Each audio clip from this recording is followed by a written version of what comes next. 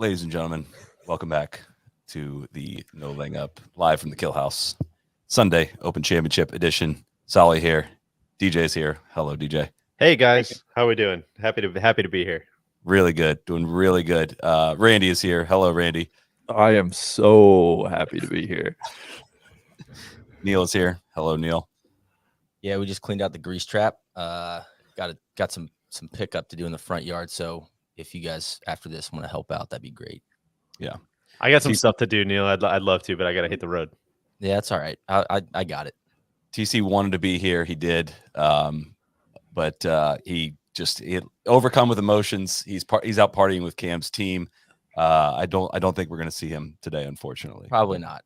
Probably won't see TC. But God, he's absolutely chuffed right now, wherever he is. What's the ice update, Neil? Ice won. Ice outlasted the rib. Shout out to Yeti. Shout out to the roadie and the wheels. Made it easy to kind of carry it around the block party all day. So yeah, shout out to Yeti and Yeti.com. Highly recommend the roadie. Comes in a bunch of different sizes, and I don't think the ice is going to last till Augusta, but we can dream. And I do think it's going to last through Ches Fest tonight, and I will be watching and drinking while I do that. You can see there the leftover wedding champagne is not in there anymore. TC grabbed that before he ran out of the house. So thanks to Yeti. Thanks to everyone that showed up. It was fun. It's a great party. Yeah, it was fun. Yeah, it was fun. And let today's result be no reflection on Yeti's product. You know, No. let me just say that as well. Well, no, I mean they're a tough competition. It's hard. Exactly. Ice is hard to We beat, proved man. it 4 times this year. Yeah, we it's proved it just 4 different. times. So there you have it. Held up well under pressure. And listen, we were supposed to have 2 ads back to back, but our friends at Callaway and specifically Odyssey would like to welcome this next segment commercial free, if you will. This is supposed to be their ads. So please, if you're interested, please shop at odysseygolf.com. But, they wanted to say that they're ready for what's about to come. So I think we should just go ahead and get it over with. And I think I hear Tron Carter's music. Maybe. I think I do. Oh, shit! Woo! The champ is here. What a Good to see bad you, guy. son. Shaving the goatee to fully embrace bad guy villain status was another picture perfect decision. He's harsh all the way around, man. Harsh takes, Hey, harsh guys. look, harsh result today. There we have it. TC, let's go to you first, huh? As the No, as let's the go king. to you guys first. You literally said, You- can you- I you go said first? you asked Literally, I'm tossing literally. it back to you guys. I'm going to go one by one. Solly first. Do you have anything to say? I would like to I want to be very direct in this. I want to apologize for, kind of, I wouldn't say I was dancing on Cam's grave. I just was. I would say you were. I actually was one of the few that said it is not a 2-horse race last night, if you will, if you have that. But, it's interesting. It's kind of like a fantasy football lineup thing. You have over in this league, I've got no one's ever invested as much in Rory as I have. And over in this side, we have Cam Smith as the greatest golfer ever. So either way, you played your cards perfectly. Bingo. Either way, you were going to win today. So he hit the bingo, and I do want to just congratulate you on that. So Very, very big of you. played Neil, both sides, so I always come out on top. I've been doing a lot of cleanup. I haven't had a chance to really drill down and reflect. I don't have anything to apologize for. I went all in on Rory and bogey free round, couldn't make a putt. That's tough. And I want to say Cam Smith is a man-eating dog, and he deserves all the credit in the world. He went out and won this tournament, and I like Cam. I wasn't rooting for Cam, but what a performance he put on today. And Cam plays golf in the way that I envy it. He has the shortest memory on the professional tour, and he just Non-DJ diversion.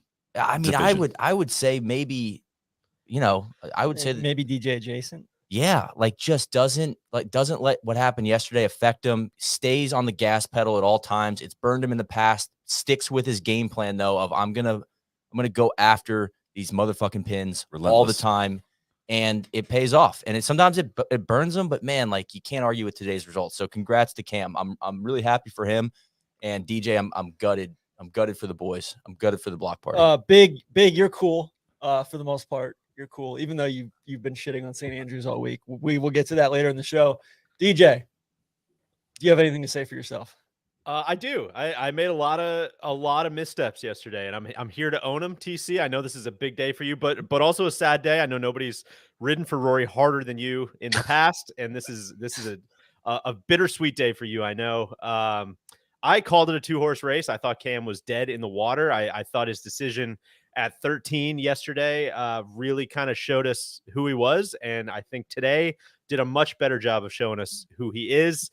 And it's TC, I don't know how much more I can underscore it, how much more I can say you were right, I was wrong, you're smart, I'm dumb. Hell yeah. You are handsome, I'm ugly, attractive. That straight up, that's one of the most impressive rounds of golf I've ever seen in my life. That's cat included. That is full stop. I don't know what you can do better than that, man. Holy fucking shit. Cat never did that in the major. Let's just be very clear. No. Cat never did that in the major. Cat's a front runner. He's a front runner. Even if Rory ends up winning, what Cam provided to the championship just by getting involved after Viktor just completely shat himself. Victor was and a non-factor. We'll get there and everything. Cody, do you have the video by chance from last night to roll in? No, no, he does not. Okay. We'll dig up the tape. I'll get on it for you, buddy. Also, Fleetwood shot 66, 67 on the weekend. I want you guys to know that as well.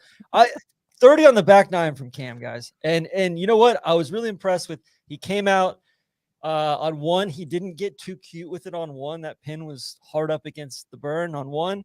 He kind of took his medicine, he played 20-footer coming back. He didn't force the issue. He played too early. insanely smart today. Yes. He did nothing. And when he got to 17, when he was tucked behind that bunker, he did the exact smartest thing you could have possibly done, the safest play, the biggest margin for error. He did everything. It was perfectly executed. He damn near hold it on two. Mm-hmm. Yeah. Fine on 3 and 4. Birdie's 5. That was kind of all right. Let's go, baby. And a little then bit of a long birdie on 5 too. That kind of felt like the momentum switch. I think you don't birdie 5, you're getting really frustrated and starting to press, right? Yeah, and that was the one that didn't go in yesterday. Really, Yeah. like that. That kind of portion of the round. Played smart, 6 and 7. 8 had a great 2-putt on 8, and then 9 was like, fuck, man, we needed that one. Like when he didn't birdie 9 was when I was kind of like, all right, this is just gonna be a long, slow, boring coronation for Rory on the back 9. And then birdie's 10, fantastic birdie on 10. And then in my opinion, the shot of the tournament was on 11. That was it, man. It was like, and then he jars the putt, but it was like, I knew he was going to hit a good iron shot into 11. That was the tone setter right there. And then he birdies the chip on 12. He birdies 12. That was grotesque. That was really tough because then Rory's leaking. He's just not making. He putted up on 12. The chip on 10 was the one where he sliced his nipples off. He chipped his titties off up over the ridge. Yes, that was 10. Okay, yeah. that was no nipple nation. It was like the Unsullied in Game of Thrones. The nipples were gone at that point. And then after the debacle on 13 yesterday, birdies 13, plays it properly. Good pin on 13. I really like that pin. 13's sick. Yeah, and then 14, he hits a grotesque shot on 14. And he missed rub of the green. He missed his eagle putt. Will you apologize for that? He missed a 110-foot eagle putt. Did not make it. Do you have anything to say about that? That's interesting. I think he was actually off the green. He was. He was. So, but TC, in a serious point, you mentioned it on Slack. That was the difference, right? Was where Cam missed on 14 versus where Rory missed on 14. That was the whole thing. And that was I was whipping the horse down the stretch, trying to get everything out of Rory. I still there was still a much larger part of me than I'm willing to admit that thought he was legitimately going to make it on 18. But really when he didn't make birdie on 14, it was kind of like, all right, yep, this is over. We've seen this movie before. And that was tough. DJ, you may have been doing some Bob Baffert type stuff to Rory. I was no stone left unturned coming down the stretch there. But I don't know, man. Yeah. Please continue. And then Cam hits the iron off 15. Good drive there. Takes some of the trouble 16. out of play. Or 16. On 16. 15, he had a really good iron shot into 15 from Comfy that par. 16. Hits the iron, takes the shit out of play. Not And just hits then- hits the iron from like 194. Like No, off the tee. oh tee. no, oh sorry, yes, but Well, then when hits he an iron pulled into the green was like that. iron That off was the that moment tee. I was. That texting- was grotesque. I was texting you guys that is like the I was kind of waiting. The only card we had up our sleeve was like maybe Cam will kind of make a Cam decision down the stretch here, and 16 was the chance that he could have done it. That was the time that it could have happened, and what like that might have been the shot of the golf tournament. Holy shit, man! I do. Yeah, There is a little bit of like of what happens in golf though. Like he hit it behind the bunker on 17 and within a foot of the bunker on 16 and got the bounces and ended up in spots where it was like, okay, like he got away with it, but Rory did as well. Rory barely missed that little bunker on 16. It's just very much like you have to play so close to these bunkers to win the championship. And it's like that on repeat. And the dude that misses him is going to win. And the dude that gets caught up in him is not going to. And the putt on 17 from in front of the bunker. Oh gosh. I mean, that's like the worst place in golf. And the clutch par save, 12-footer, like he made that look easy. That's a below 50% and also putt. just some of the putts too. Like, he lag putted exceptionally well. Like the long lags that he had, he put them in close range, and the ones he didn't put in close range, he slammed the door on those. Pulls driver on 18. Maddie was like, "There's no way he pulls driver on 18," and I was like, and then he pulls it, and then that putt also was crazy because then Cam Young makes the eagle putt. It was just, man, it was a masterclass. It was a 30 down the stretch. It was kind of what I was hoping for yesterday with just stepping up to the plate, but it's almost like he needs his back against the wall, or he needs to feel like he's a better chaser. Chasing, right? Yeah. I don't know. I don't know. I feel like he's a better front runner still. I mean, I know he kind of proved that wrong, but I feel like he makes bad decisions. Like he didn't today, but in the past he has. That's where we've seen him.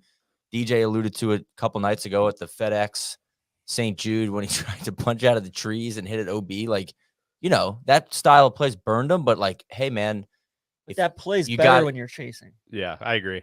I mean, it works sometimes. Yeah, that's kind of the thing. Well, I guess when he's up, he doesn't have to do as much of that stuff. So I thought 17 Solly was a good example of what you've kind of been saying all week as the counter to the Cam decision-making process, where it was so obvious that he couldn't go at that pin that it forced him out to make the 12-footer.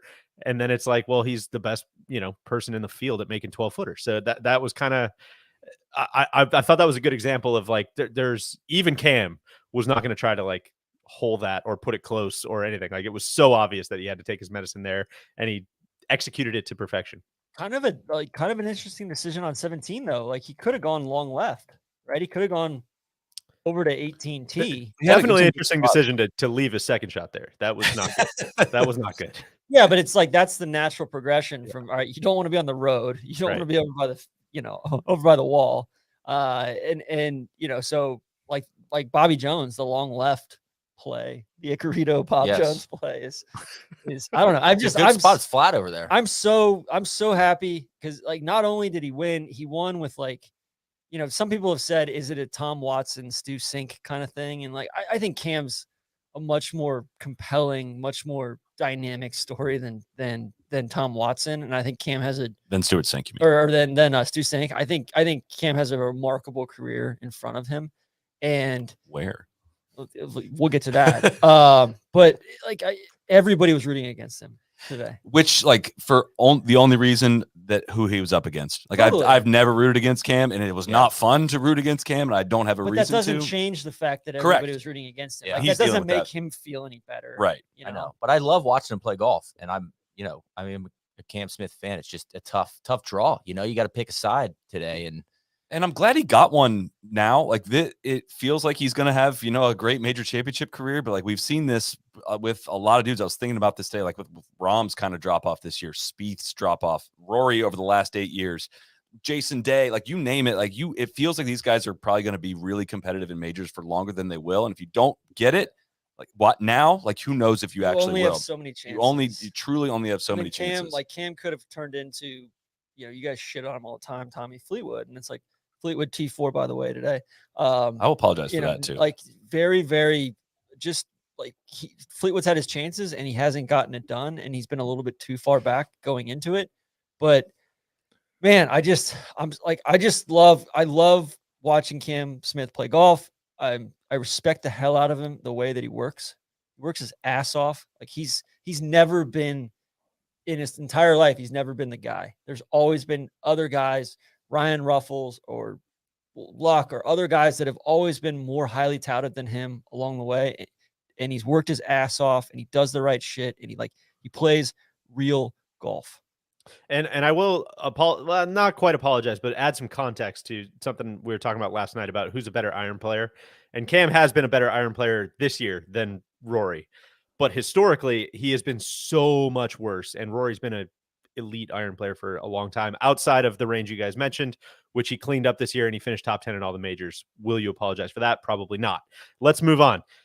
Cam, to your work ethic point, I think that kind of got a lot of run earlier in the year, right? When he, balled out at Kapalua and he played well at the players and stuff. But like the jump that he's made in iron play is why we're seeing what we're seeing, right? That is so freaking hard to do. And we're not just talking about like he went from like 20th to 3rd. He went from like 110th to 3rd or 120th to 3rd. Like he has made a massive jump in how well he's been striking the ball. So it's relatively the difference was putting and at the players and at yeah. Well, no, I would say it's proximity because I felt like Rory had 20 footers all day and he had a few. I think the difference was everything today. Cam led the field in putting for the week. He gained 8 shots on the greens alone over Rory. Like he won this tournament with his putter. And some of that was the lag putting today, but also like the chipping was better today.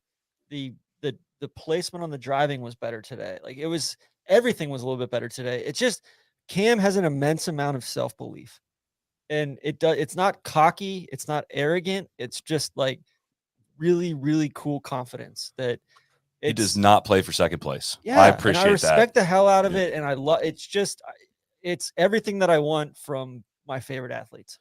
Randy, who does Cam remind you of? You got a good comp? And also just, please feel free to dance on anybody's grave. Anything you want to do. People are saying Randy was pulling a Tubin. What does that mean? Look it up after the show. Just look it up. I didn't realize you were on camera anymore. Is what it means. Yeah, that's a good question. I don't have a great comp for Cam. It was a great performance down the stretch. I mean, I don't.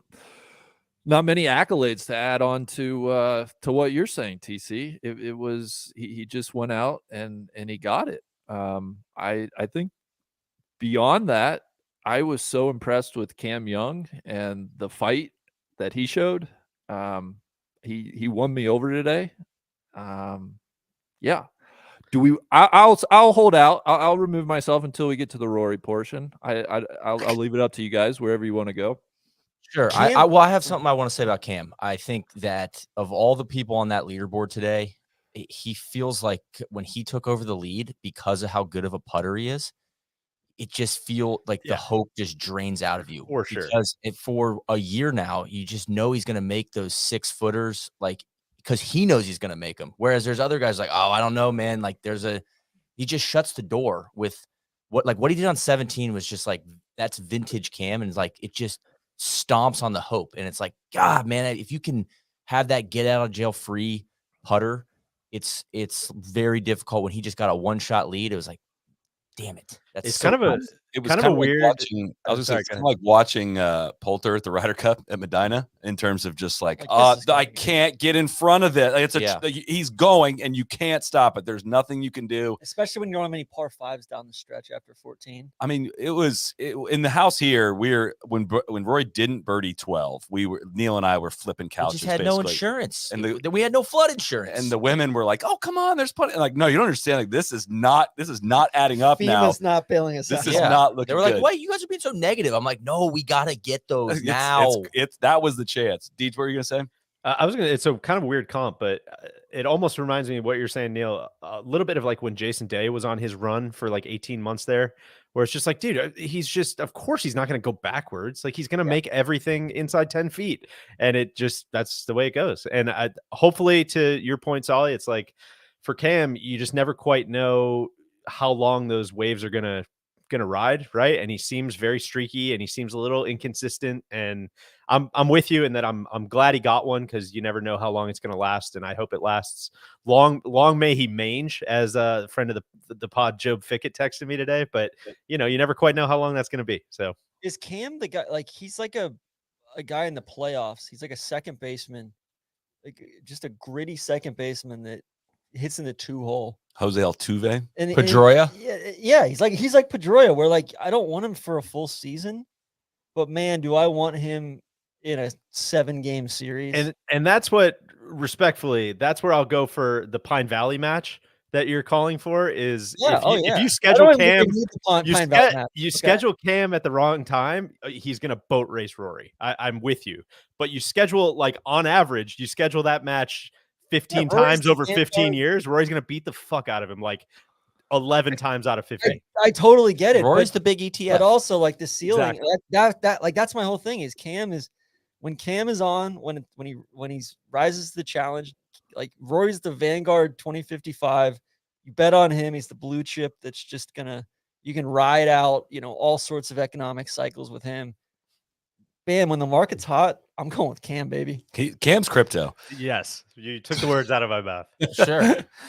All right, Cody, what do we have? We have some receipts here. I don't know if this plays or if this is just the image Do of we need TC. to watch it? Yeah, we all know what he said. No, let's watch it. Let's count Cam out quite yet. I'm counting them out. I got a feeling. If he doesn't win, will you apologize? We know the answer to that. All right. Thank you. Thank you, everyone. If he doesn't shoot 66 or better, I'll apologize. Okay. Okay. Good to know. 66 or better. Deal. You all heard it. Thanks, everyone. Congratulations. All right, we'll end the show there. Thanks, everyone. Yeah, thanks for stopping by. That's by the great way, what stuff. did Rory shoot today? 70? 70. Okay.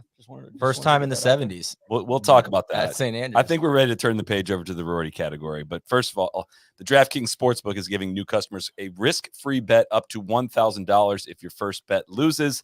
Hate to also acknowledge that TC had a lot of nuggets on Cam Smith to win this tournament. Over 2,000. Adds another 2,000 nugs, which as a group, we're way into the green now, guys. I know, we're killing it. Keep going, guys. Here Shared we prosperity, inclusive business model, improving TC's image before the world. Head to the DraftKings Sportsbook app right now, and check out all they have to offer, including same-game parlays, player props, live betting, so much more. DraftKings Sportsbook, one of America's top-rated sportsbook apps, is safe, secure, and reliable. You can deposit and withdraw your money at your convenience, and if it's not available in your state yet, don't forget about DraftKings Fantasy app. They're offering millions of dollars in total prizes every week. Download and sign up for the DraftKings Sportsbook app to get in on all the exciting action for a shot at winning cash. New customers will receive a free bet up to $1,000 in free bets if their first bet loses. Sign up using promo code NLU to get this offer and start seeing all the great ways DraftKings brings you closer to your favorite sports. On Rory, Randy, do you want to go first here? Why don't we turn it over to you? Yeah, Randy, bring it. Tubin. Bring it. Randy's the Joker. He just wants to watch the world burn. Let me just say, I could not be more happy and excited to drink all of the Rory tears today. Golf is so much better when we get big factions that get big mad.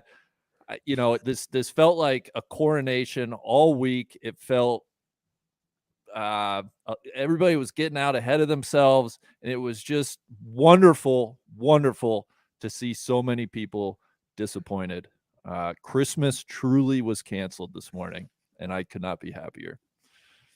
You're bad guy. As a lifelong Phil Mickelson fan, can you relate to how Of course I'm feeling right now? Of course. That's yeah. You think 2006 at Wingfoot was any fun? That was miserable. You think the Tiger faction held back? Oh, I'm so sorry. You must be so disappointed. Your guy lost in such a heartbreaking fashion. I'm sorry. No, get out of here. That's part of what made golf so fun. Was sure. you would get it from the Tiger people. When Phil would win, you could give it back. And somehow this Rory has become like an untouchable guy that just is above everything. And I say, screw that. This was magnificent. He totally gagged it away today. I got It was no a idea two-horse why- race, and he finished third, as a wonderful tweet said. That is pretty remarkable. He finished third. No, He's no, no, no, no, no, no, no, no, no, no, no. He's trying to ace it on Oh, 18. No, we're not No, doing that. No, We're not. that's the reality. He finished third in a That's- two-horse race. so the fucking reality. Put him stupid. in that position in the first place. At the same time, if he finishes third or 20th, you treat him the same. So I don't care what his final finishing How position about the is other guy on that this. finished in that was supposedly the 2-horse race, finished T4. Not great. So you guys tell me. I mean, where am I wrong? Like life sucks right now for me. Mickelson almost broke pro golf. He blocked me on Twitter. I'm sorry. Rory, shot 70 and finished third at a major. Life's really tough. Like, get out of here with that. What I do think you're wrong is I don't think that he gagged it away. I don't think he went out and got it. But he didn't rise to the. He did He not didn't rise to the No, occasion. but he didn't gag it away. He didn't hit it off the fucking grandstands. He didn't What? hit it into the Russack Hotel or anything like I that. And almost maybe read- that's I worse. almost Yes, read maybe that it's he would've worse. done Maybe it's worse because it just slipped away and he didn't gag it. But It's not that's worse. where Trust me, this is not worse. the only That- thing that would've that's been the only worse. thing I would push back on. Otherwise, I think your take is solid. But Honestly, Randy, my problem. Go ahead, Deej. Randy, I had not really truly grasped your, is it a bit? Is it not a bit? What is this whole thing? It was making me very frustrated until I think we talked about this right before we went live. And I was like, hey, your favorite player was disinvited from the fucking champions dinner. And he's like, yeah, exactly. You think my life's so fucking cool right now? Morikawa stinks. Phil's not even invited into like all this like jerk off fests that the RNA is doing. Like, and when you put it that way, it actually just made me laugh really hard. And I think I regret nothing on the Rory front. He's my favorite player in golf. Today fucking sucked. But Randy, I truly for the first time see where you're coming from, and I you know what, I support it. I'm with you. Here's what I don't support. People I have will been sending defend to the messages. desk. You're right to present this take, even But though I here's the violently problem. disagree with it. It Here's just the problem. It's like all right. Well, all these guys like Rory and blah blah blah. There's no, probably like it's a so reason why. overwrought. No, it's so overwrought though. It's so What is that? overwrought. What do you mean? It just from the media. I've never seen it. Like People just want just something to believe in. putting Yeah. this guy on a pedestal, which yeah, he's a great guy. Great. But to hear it for, oh my God, to see it and to get the Rory, crowning before he's even won, it was just it was really hard. You guys, and like, so that's some of the apology from last night. Was that shit last night was absurd. The shit that we were hearing from you guys. Just As of what? What do we say? Just the slurping of Rory. Dude, there's before not- he We're got in the excited about the job. Hold on. opportunity. There's not a lot to get excited about in pro golf right now, and I find like I feel like I'm a bad sports fan to begin with. Like any sport don't get much out of like I don't ride for a lot of things. I do find myself rooting for Rory authentically, and yeah, today sucked, but I'm like I felt some things, and I'm in it for the long haul. And that's No- good for golf. no So regrets. Randy, somebody asked Randy this morning, "Hey, who wins today?" He says golf. I was gonna say check the tape. Randy was I said- joking. He was fucking with us, though. I Like, said to be fair. I said that I'm making myself emotionally available for this. I totally was. I have no regrets about that. There's no point in following sports or golf if you're not going to do that. And at no point did I insinuate in any way that that this was a coronation and that Rory was destined to win this. I very, very, very much knew this was a possibility of happening. 100 million %. But well, it our just guest makes it last tough. night, it just He it scared was me. tough. He scared me. He's scaring me right now. Yeah.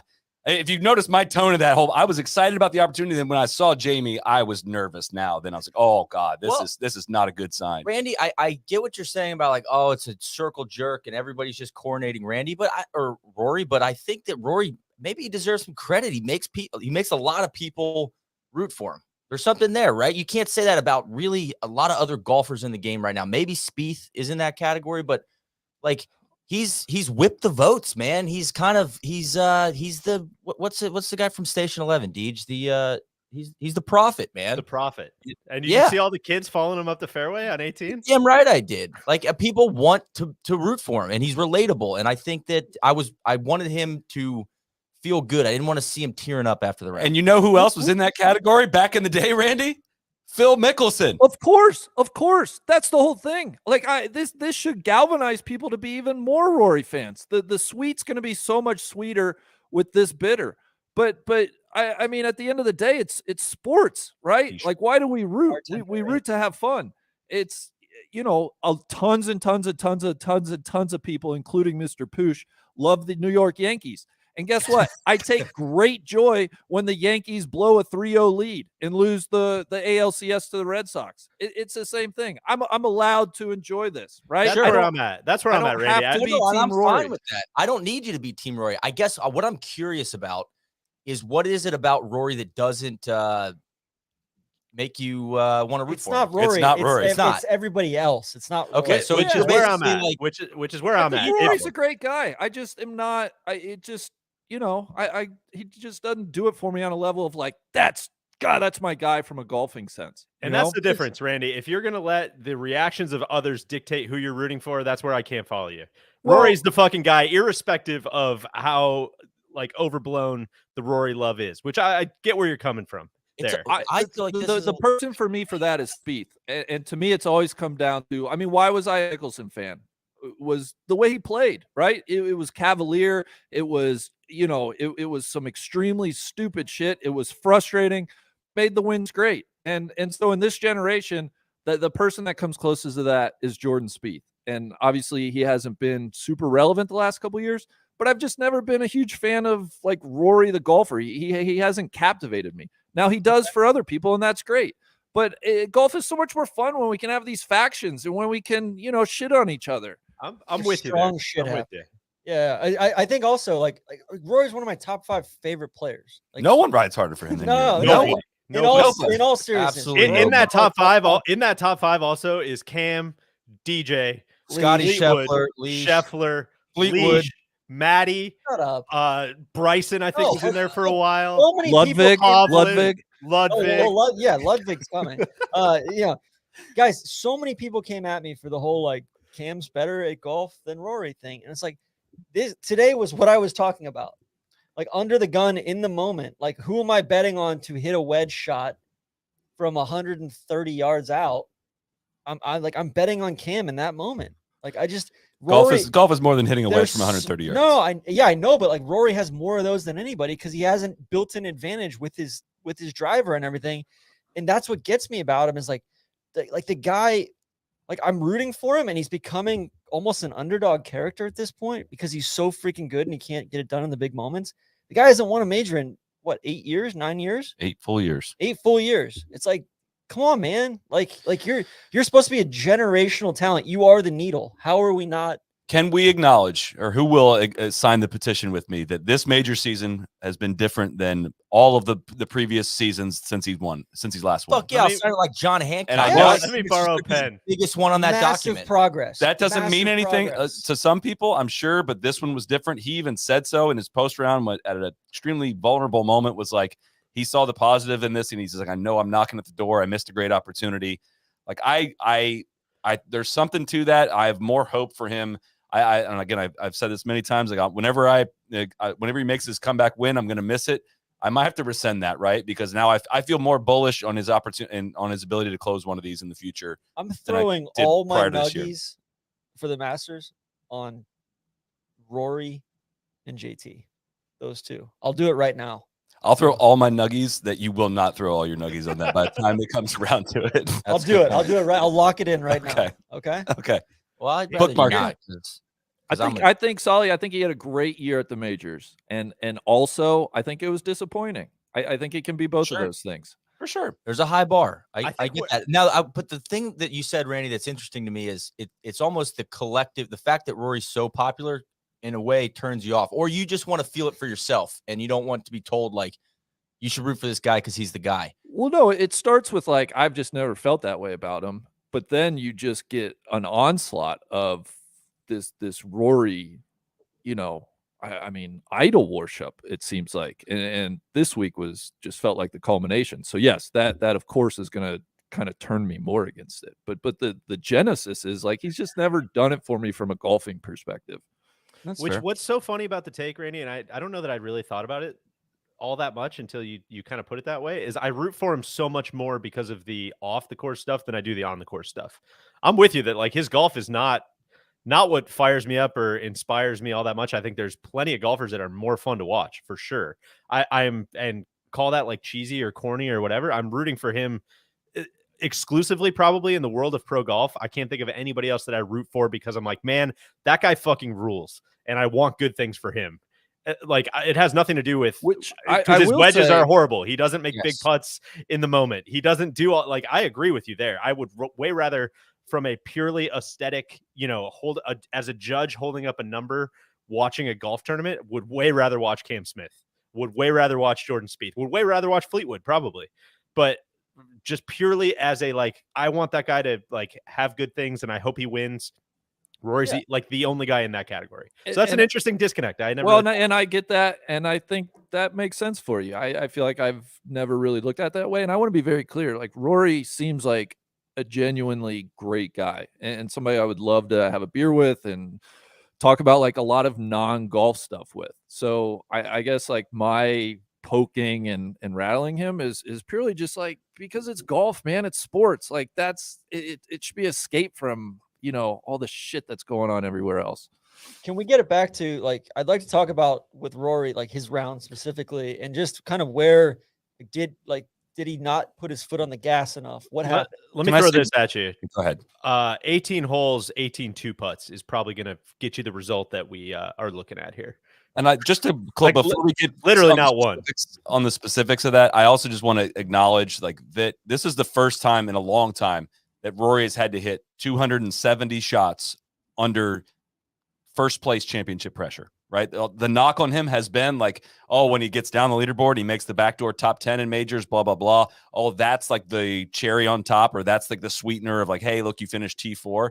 This is a different, like, he has not been in this position like and under this much winning pressure in a major in 8 years. Like it hasn't happened. And is that more damning that he didn't get it done? No, I think it's just like I don't want it out there, and you guys are not saying this, but I would get frustrated if the narrative is like this is what he always does when he's in contention. It's like, no, dude, he hasn't even gotten to this close like in a long time. Was, like you said earlier, this was a very starkly different year for Rory. Yeah. And we're on the verge of some great golf, I think, in 2023.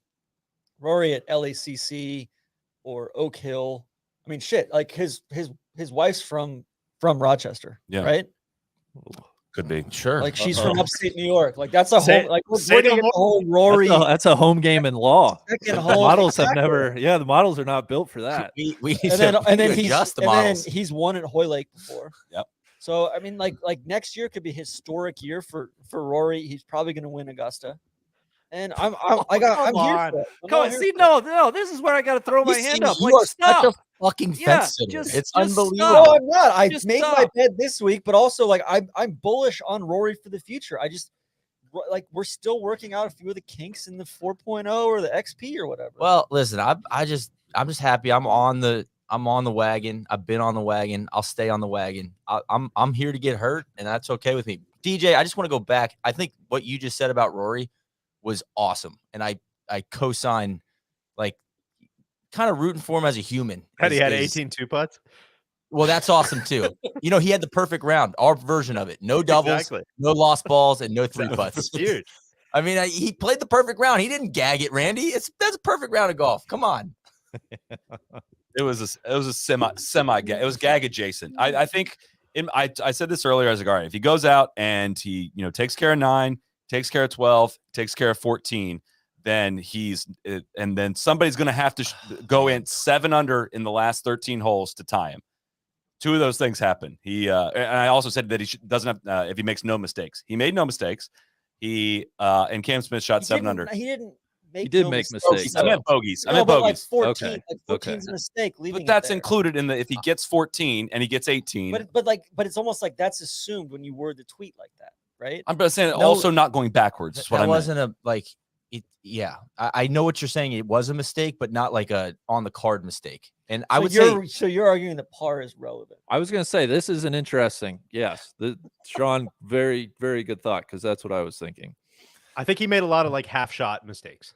Yes. Sure. Right. He didn't make any bogeys, but he made a lot of like, fuck, man, we got it. We had to birdie 12. Fuck, man, we had to birdie 14. God, how Like, what are you doing? We had to birdie 9. What's going on? It's The like putt he- on 9 he for me didn't was push the his one. chips in Yeah. at any point. But Victor was crashing. Number 9 was to me. He missed that was like an 8-footer Yeah. for birdie after a good chip, and it was like oh man, that one felt like, felt like the music playing for me on Strapped a little bit. Like, oh boy, dude, we got to get that one. And then, but this is where the old course is interesting because it's like when you really got to get it, how much more interesting it is when like, oh, you hit it to 12 feet instead of 8 feet. It's like, God, it's just still hard to make. He just got dinked. He dinked and dunked himself in the wrong direction in terms of like just leaving it right there on 12 instead of knocking it dead tight. I want to give him like, I don't know. I'm probably gonna get flamed for this, but I felt like every putt that he rolled on the back nine was going to go in. Like the putts, they were great putts. Like the putt on 16 and 17, they were like, oh my God, those should go in. That was a great putt. They were good putts. They were great putts that would have gone in. I know they were good putts. Well, it wasn't like he lost it. It wasn't like he was hitting shitty putts. Like but putting from that distance is always that's like the thing. That's the thing. It's such a coin flip or jump ball that like when you hit it closer than that, you improve your odds. Obviously, And that's where his ball striking life be like that. I'm more worried about his ball striking today and is navigating the course than I am his putting, honestly. I mean, he lost a stroke 1.25 on the greens, but he was not hitting it close enough. That's the thing. It was like and putting too much pressure on the putter. You say navigating the course. Does it come back to navigating the course? Because it seemed like he was in mostly good spots off the tee. The one up the left on just like kind of a weird spot up the left on the back nine there on was that 13 or 14. But like navigating the course is different from just not executing on bad spot on 15. 15. He was in the heather. In like up against a little mound. Yeah. I was saying like 14. Just like not getting it past the pin on 14 so you can putt back to that pin and just ending up in a couple different spots that were like even on 12, like getting, not getting up to the front of that. Cam Smith got it onto the front of that green and was able to two putt it. And Rory had to pitch up to that top, and that was like Cam made birdie, and Rory did not. Like those little teeny 0.1, 0.2 strokes gained shots just added up to shooting 70 today. And how about that putt on 13 coming up? It was like a 60-footer, 2 rolls short. Like he just didn't have like a get out of jail free long putt that got him back. Like no big moments, no big moment today, and that was really hard to watch for me. Very difficult. So did you guys read the or I forget? I saw it in a tweet from Garrett Morrison from the Fried Egg, but I guess John Wood was texting Tiger about what his reaction to today would have been, and he basically spelled out kind of exactly what Rory did. And the whole like, well, he actually got beat by 2 golfers is so fucking stupid because obviously he was trying to hold that wedge on 18. If you had to get that up and down, that's a very different story. So I'm putting Rory historically at 19 under, not 18 under. Yeah, taste it, Randy. If that was basically what Tiger said, right? It was like you go out, if you shoot 19 under, you win the golf tournament, which I think just underscores how freakish what Cam did was. So like, yes, I want to. You got to take care of 9, and you got to take care of, the par 5s. You got to take care of the short 4s and all that. And that's what Rory while Cam's doing that, starting on 10, Rory's making par on 9. And he turned over and birdied 10 at least, but I didn't like 19 to start the day. I thought he needed to shoot 68. I thought it was a race to 20. I thought Hovland was going to be more involved in that. That's why I thought. But that was what Wood said. He said, hey, like it's a clean, it's a boring 68. It's not 70. You need the 68. Even 69. I just did not like that. I thought if he got it to 68, it was going to really I think Cam's chase looks a little different if Rory has a few more birdies there in that early part. If Rory birdies 9, it's totally different. If Rory makes the putt on 3, yeah. I mean, he missed a 6-footer on 3. That was where it was like, that's a confidence builder of like, you know what? Today's a little bit different. Today's going to be my day. Like I'm going to cruise to this thing. And he misses the putt on 3. And it's like, man, all bets are off. Like that's a putt that 80% of the time you should make. God, right? Shout out to the horrible NTT data for the Open Championship. It says he made a 37-footer for par. Number 3, they just they cannot get data. Approach to 2 yards. Yeah, they cannot. They cannot figure out the data at the Open Championship. I'll say this for me to tie a bow on how I feel about Rory. I thought it was devastating. Randy, I thought we found a little bit of community. I know where you stand. I like that moving forward into next year. And I thought this year was progress for Rory. Like it feels like he is awakened from a deep coma this year. And I'm excited for, the next 2, 3, 4 years while he's still kind of in his prime. I think he can do some real damage. So, and I also think like he didn't do all he needed to do for sure, but how unlikely it was that somebody was going to shoot a back 930. Like the only guy that he needed to worry about shooting a back 930 shot a back 930. Like that was. What are you gonna do? Shoot me? Yeah.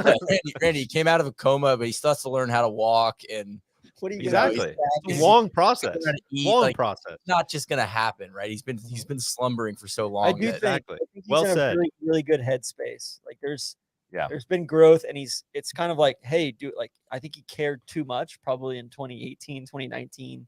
He was pressing too hard. Then and he's cared too little in the past at times. And I think now it's like I feel like Rory's a very interesting human case study for golf of like, how do you find that work-life balance a little bit when you have this exceptional gift of talent? And, like, how do you not fritter that away by not caring too much about it, but by not caring enough about it? And I I don't want to change this conversation, but it is super relevant that we have no idea what's going to happen in the world of professional golf over the next 6 months. And that brings me to the quote. I don't know if you guys have been following on Twitter. Cam was asked about Liv in his press conference. It said, quote, I just won the British Open. You're asking me about that. I think that's pretty not that good. Good grammar. I don't know, mate. My team around me worries about all that stuff. I'm just here to win golf tournaments. I'm not a politician. That is not a full-throated. That's not. I support the PGA Tour. I don't want to talk about this. I don't want to talk about it. But I want to point out that the dude now has a exemption into the British Open, essentially for life until he's 60. And he's exempt into all the majors for the next 5 years. And he's the reigning players champion. So the OWGR stuff doesn't really matter for the next 5 years. And I just want to prepare people. Just want to prepare people for what could happen this week if Cam announces he's going over there.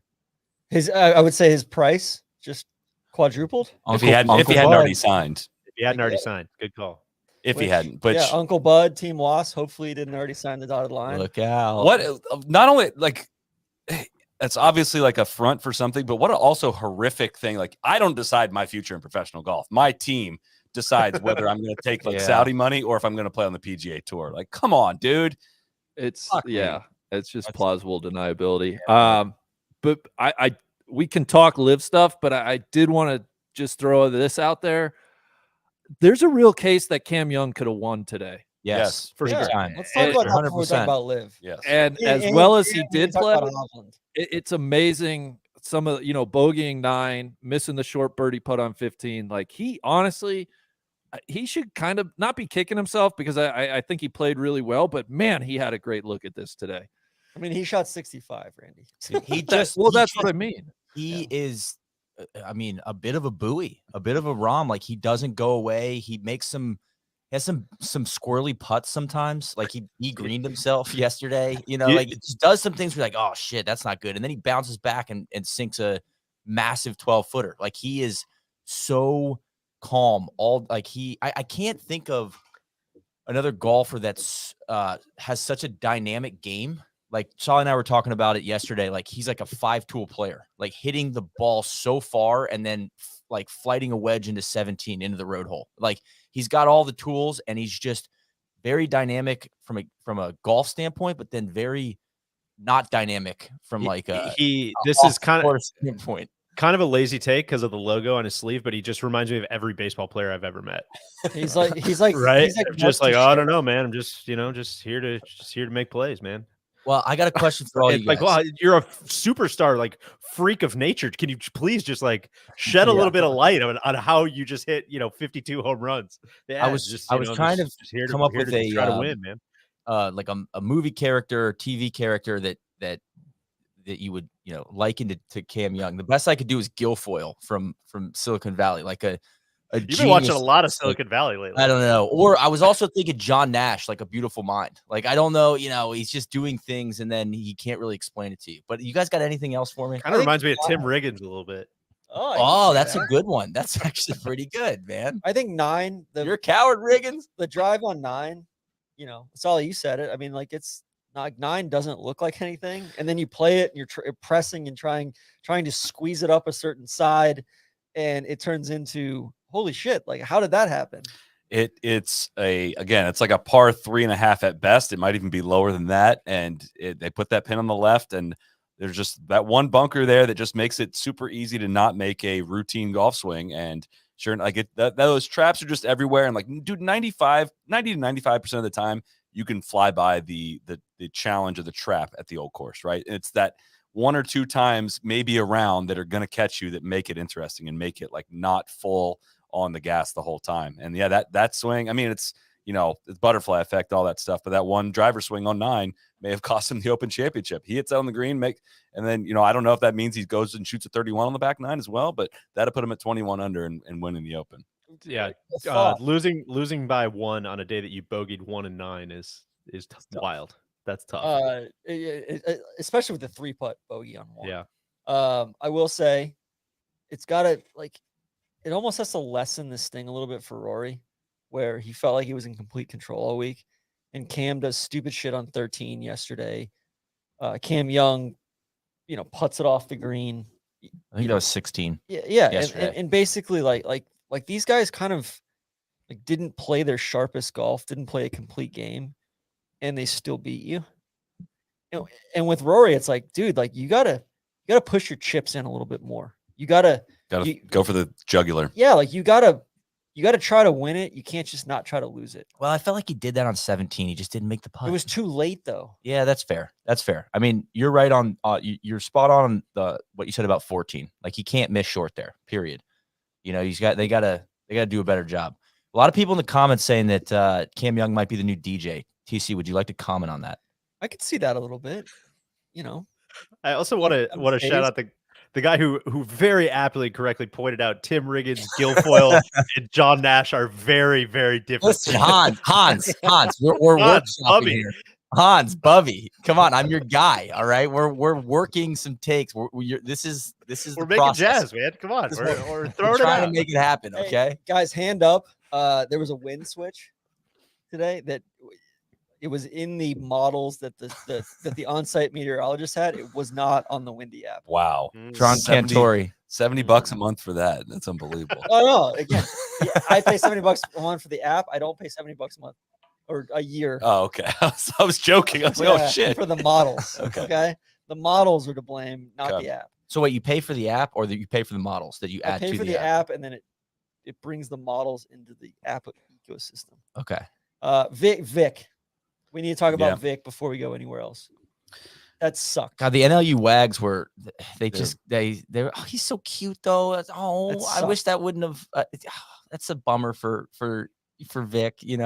This makes way more sense than the previous 3 days did. He has no Yeah. top 10 since the Players. Like this was I don't know how he did it the first 3 days, but I am not surprised to see him be the one to go back. It felt a little bit like Cam's round yesterday, except for instead of the putter with Cam, it was the driver with Vic, where he's missing fairways by like 3 feet and he's in bad lies. And it's just like things clearly aren't going his way. But then at no point did he do anything to make it feel like turn the tide at all. He right? lost strokes off the tee, approaching, and on the green It today. was just a bad That's day. that's tough. It's not gonna get it done. I would say I find I find Vic easy to root for though. Yes. Right. Like Of course. so that's a bummer, but But also in the grand scheme of things, I mean, Saul, you hit on it. This is his first top 10 in a major. Not very many people are Spieth, right? one does not simply walk into Mordor. You don't. You gotta chip away at it, man. And this is another step forward. So when Viktor Hovland inevitably wins a major in the future, this is another step on the way. Very cool. The first Oklahoma State Cowboy to almost win a major since Ricky almost won those majors. And since Growing Gooch almost Wolf, runner-up at the U.S. Open, Randy? Who is that? Matthew Wolf was a runner-up at the U.S. Open 2 years ago. I'll have to look into that. Okay. to be fair, I forgot about that. Guys, I also forgot. I'm gonna go back on my Masters take. Oh, No, it's locked in. No, it's locked in. Yeah, fuck that. Let him know, Randy. They're already etching it on the trophy. Spieth. I have to throw some nuggies on Spieth. That's preordained. We'll allow that. I have to do that. Otherwise, Some comments coming in. People saying that Vic reminds him of a European Cantlay. I don't know about that, No. right? I don't No. think Not so. yet. Not yet. No, delete that that way. comment. we have any ads to get to? We do. Rapsodo.com/NLU, promo code NLU for $100 off our favorite mobile launch monitor. These things are incredibly accurate. They get within 2% of units that cost you $20,000. The Rapsodo mobile launch monitor app automatically tracks your stats, stores video with shot tracer of every swing you take on the range, helpful for club gapping, understanding your true distances for each club, helping you understand your patterns of where you're actually hitting it. It's fun. Sometimes you're looking at it and be like, man, I striped it. And you look at the layover of all the balls you hit and you're like, actually, I'm queefing a lot of balls out to the right. That's not in the copy. Rapsodo mobile launch monitor provides immediate feedback and data. It creates a better practice environment, keeps you from mindlessly hitting balls. It's very portable. It's about the size of a rangefinder. It fits on the outside of your bag. You can use it indoor and outdoor. Rapsodo.com/NLU, promo code NLU for $100 off a mobile launch monitor. Anybody been using their Rapsodos, getting ready for tourist sauce? How's the game? I might go out tonight, actually. Yeah? I haven't hit balls in a couple weeks. We're going to tourist sauce this week. Fly out Thursday. Our upgrades are looking tenuous at this point. We may have to change our flights. But I'm gonna go practice. Live has cost me a lot in terms of gray hair and also playing golf. I've not been playing much of any golf. My handicap is pretty high, though. I'm just going to warn you guys. What are you right now? 0.6. What are you? 2.6. I think I'm 2.8. Randy, what are you? I'm ripe for the pickings at a 7.5. Woo! DJ. I'm right around that territory as well. I have played almost zero golf. I got one little practice round before we hop on the plane. A little Colton Allison place up here in Milwaukee. I saw that on your calendar. Yeah, that should be enjoyable. But that'll be there in Blue Mound as well this week. That'll be telling. I'm gonna get my Rapsodo out. I'm gonna do my work on the range and let the chips fall where they may. I love it. We're all coming into tourist sauce like very unprepared, very much on autopilot. It can could be field players only, man. All of us we're kind of coming in as the cat, you know. Yeah, we've been playing a little bit, but we're not really competitively. Like I don't know. I just don't know how many of these competitively I have left. Yeah, you know, it's kind of where I'm at. Deej might have a massive advantage though. Our first course, although it doesn't count for qualifying, is a Harry Colt course. Wow. So I'll be getting the notepad out at MCC this week. Yeah. What did you have somewhere you wanted to go next? I think we queued it up. Cody, we've got some video from Cam strolling into the RNA like a triumphant champion that he is.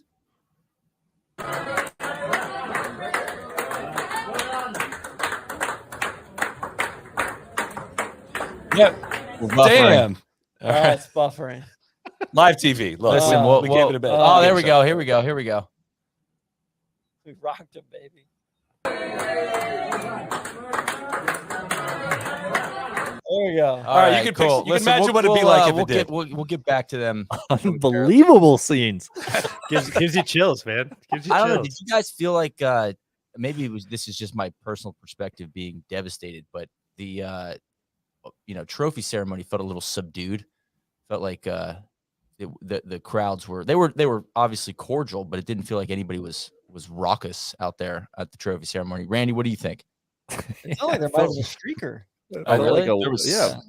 There was something going on that they were cheering for that they were not showing on TV. So I didn't see any reports of it, but when DJ said we're going live after the trophy ceremony, I was like, oh my God, I thought they would just cancel it. I didn't know there was going to be a trophy ceremony.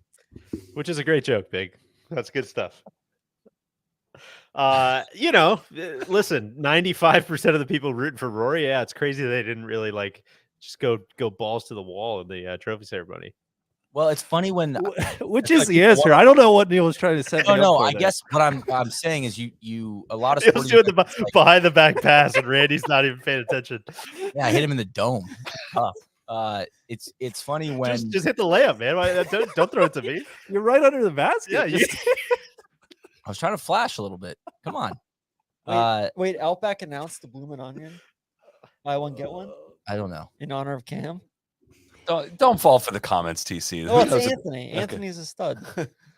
I was gonna say, like all weekend, it was the crowds really showed their partial.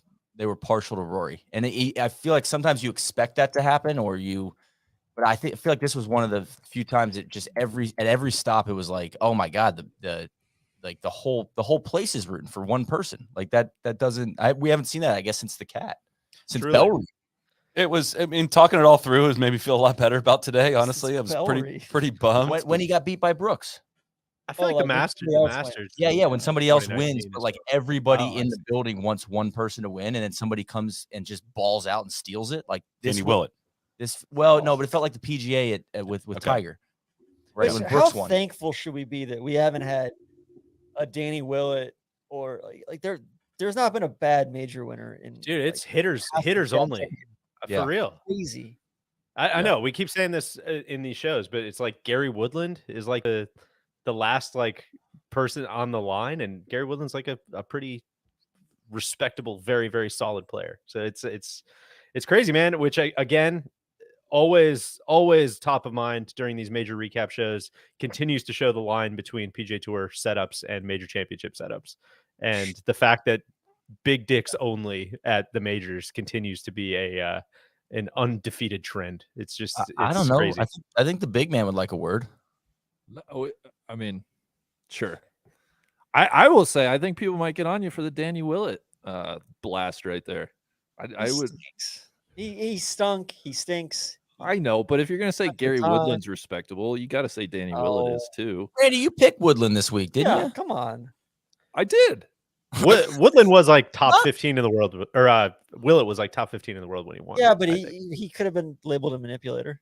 Yes, Well. undoubtedly. He was a really good player there for a while. It would, and I don't blame Danny Willett for what happened. That was very much an own goal by our beautiful boy. It was.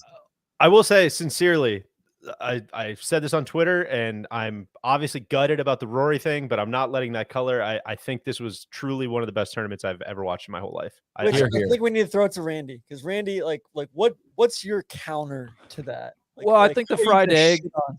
The fried egg had a tweet early in Rory's round. Like the first 6 holes, he hit 4 wedges and a putter into them. I But think the putter 7. was 50 yards. That I was think cool. In the first 6 holes, he was 1 under on those holes. So I'll just say that. Yeah, but it's not like anybody was hitting like 4 and 5 irons. It was just, hit a wedge into the greens and see how close you can get it, and if you make a putt or not. I think 17 was the best hole. It's like the only true difficult hole out there, unless you happen to get a bad bounce. I think the wind being down took away a lot of like the landmine pot bunkers in the fairways that took out a lot of suspense and a lot of tee shots. It was a great leaderboard. It was, the last 4 holes were an exciting finish, but from just like a pure test of like who can hit the most difficult shots and all of that stuff, I found it lacking compared to other majors.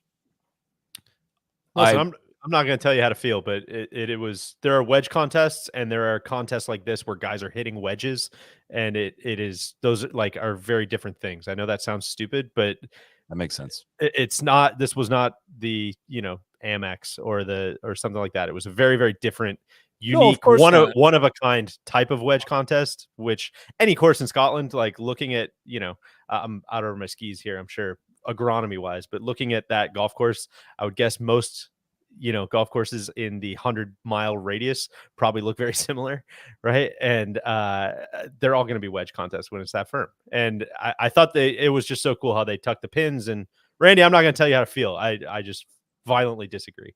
And Respectfully. also, Which is fine. It's a couple things to that, Randy. I think one, we're in agreement that a rolled back golf ball makes this golf tournament look incredibly different than what we just witnessed. Is one. 2, some wind, where they got some true into the wind holes where like Cat was hitting 6-iron into number 10 in the practice round, and Rory's easily driving it to like today. It drives a big difference. And also to that, DJ, just to add on to that, like Carnoustie can look like this and not play like this way. It does not have the same humps and bumps, the same chess pieces to figure out. There's not going to be guys playing up other fairways, and you're studying where the pin is and all of the things that go into, all right, well, now I have to leave my ball here because of this knob and blah, blah, blah, all the things that get unlocked with the firmness of this place. It does still provide the most special test. I'm in agreement. Like, there's a hole in this golf course of like mid-iron tests. It's like the least amount of mid-irons we'll see on display in any But that's because of the major. ball. That's more about the ball than it is the golf course. They've lengthened it plenty. And the wind. Yeah. I don't. There's not many golf courses that are a mid-iron test anymore. And knowing too that there's, just like Randy, you're all about questions, right? Like, what questions is the golf course asking? I think it asks a lot of like weird, off the wall, interesting questions all day today, all day yesterday, shit that you can't practice for. It's like you got to dig it out of your soul. You got to dig it out of your, just like your resume a little bit of like, you know what? I hit this shot 6 years ago at Royal Melbourne. Like it's just, there's weird shit. I'm bouncing it off of that thing. I'm hitting 120-foot lag putt up and over 6 different slopes. Which has never could been it be better. And like, this was the worst conditions like, other than it being soft and slow. This was probably like the worst case scenario. Lightest wind. And the tournament still delivered. Yeah. I was gonna say too, that everything you're describing, that's also never been like Rory's forte as a professional. Like all of those, like balancing all of those little elements growth. and controlling where your ball stops and all that has not. That's why he didn't jump off the page to me going into this championship. Was just like, dude, this is gonna ask a weirder question than a lot of the other questions that you've gotten on the majors that you have won. Well, I mean, you guys are going to like yell at me, but it was also like the most turned down. And I think that's why he did well. It was like the most benign it could have been.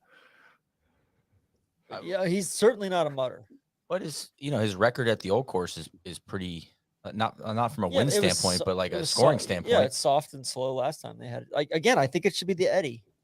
Like, we're not going to hold this tournament until the conditions are right. I'm here for that. Just give it a 3-week window. Cancel the 3M this week. Like nobody's fucking planning the 3M. Yeah, exactly. Like if everybody hangs don't out go to the the Renaissance Club. Yeah. Let's everybody just hang out here for 3 weeks. It's a celebration. And we'll let you know the night before if we're going tomorrow, based on TC's Windy app. Awesome. TC will call it if we're gonna go. Randy, I have a question for you. What is your favorite major in recent memory? Like from a scoring course setup standpoint, like what are you looking for?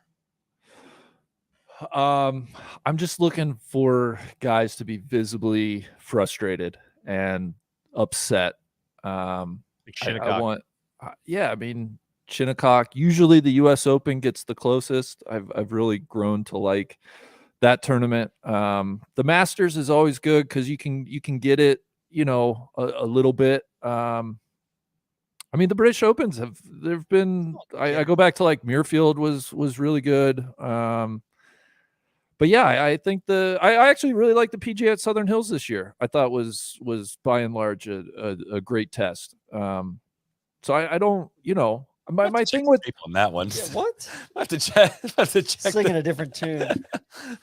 By and large, right. I think they could have pushed it a little bit more, but I think St. Andrews, I want to be very clear. St. Andrews, the old course is like, it's world class. It's phenomenal golf course for average Joes and for everybody that goes and plays it. It's not me saying it's like not my favorite British Open venue is not a reflection on like what I think of the course. It's more of a reflection on like where I think the modern game is. And that's just what it is.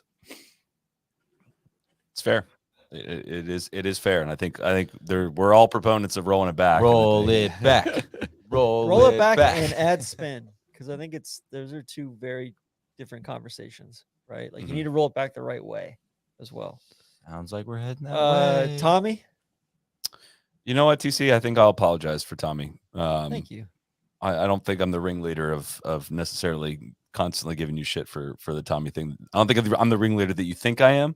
But I will say you've been riding for him in another top 5 finish in a major championship. I will apologize. No, I'm the ringleader of that. Okay. I hasn't won the U.S. still, and I just think there's celebrating and was under no pressure this week. Was under zero pressure. Yeah, I think you can take a lot of Tron's. I'm not going to apologize for that. You can take a lot of Tron's takes and kind of write them on like one of those transparent overhead projector things, and then his other takes and kind of slide them over each other, and you'd see where the conflicts are. I think everything he's ever said about Rory like sends to run counter to everything he's ever said about Fleetwood. I think all these things. Same thing with Finau. It's like a house with just like the same guys. The worst wiring in the world. It's all just mangled and gnarled together. Somehow it works. It works. The lights turn on, and that's great. But I think you ever start get an electrician in there poking around, you're going to break a lot of wires. You're going to have a very expensive problem. Non-competitive treating- top 5. I'm not treating Tommy like I'm not treating Tommy like Rory. Like they're two very different conversations. They're two very different trajectories, their expectations, all that stuff. So Great top 5.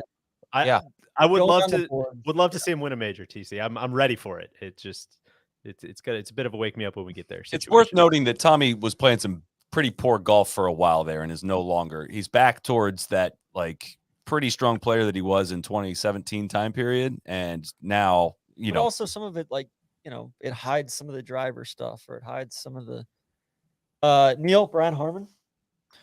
He's a tough customer. T6. He's as Azinger would say, man, he's a tough customer. He's always gonna be around. He's so nervous he can't spit, man.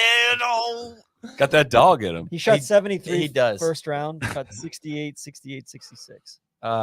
Good for Megacorp, good for Brian Harmon. Good, shout out to Harmon. I think, little people, big world. I love it. Neil, that was an excellent impression. I That think was that pretty one's good. got wheels. Yeah.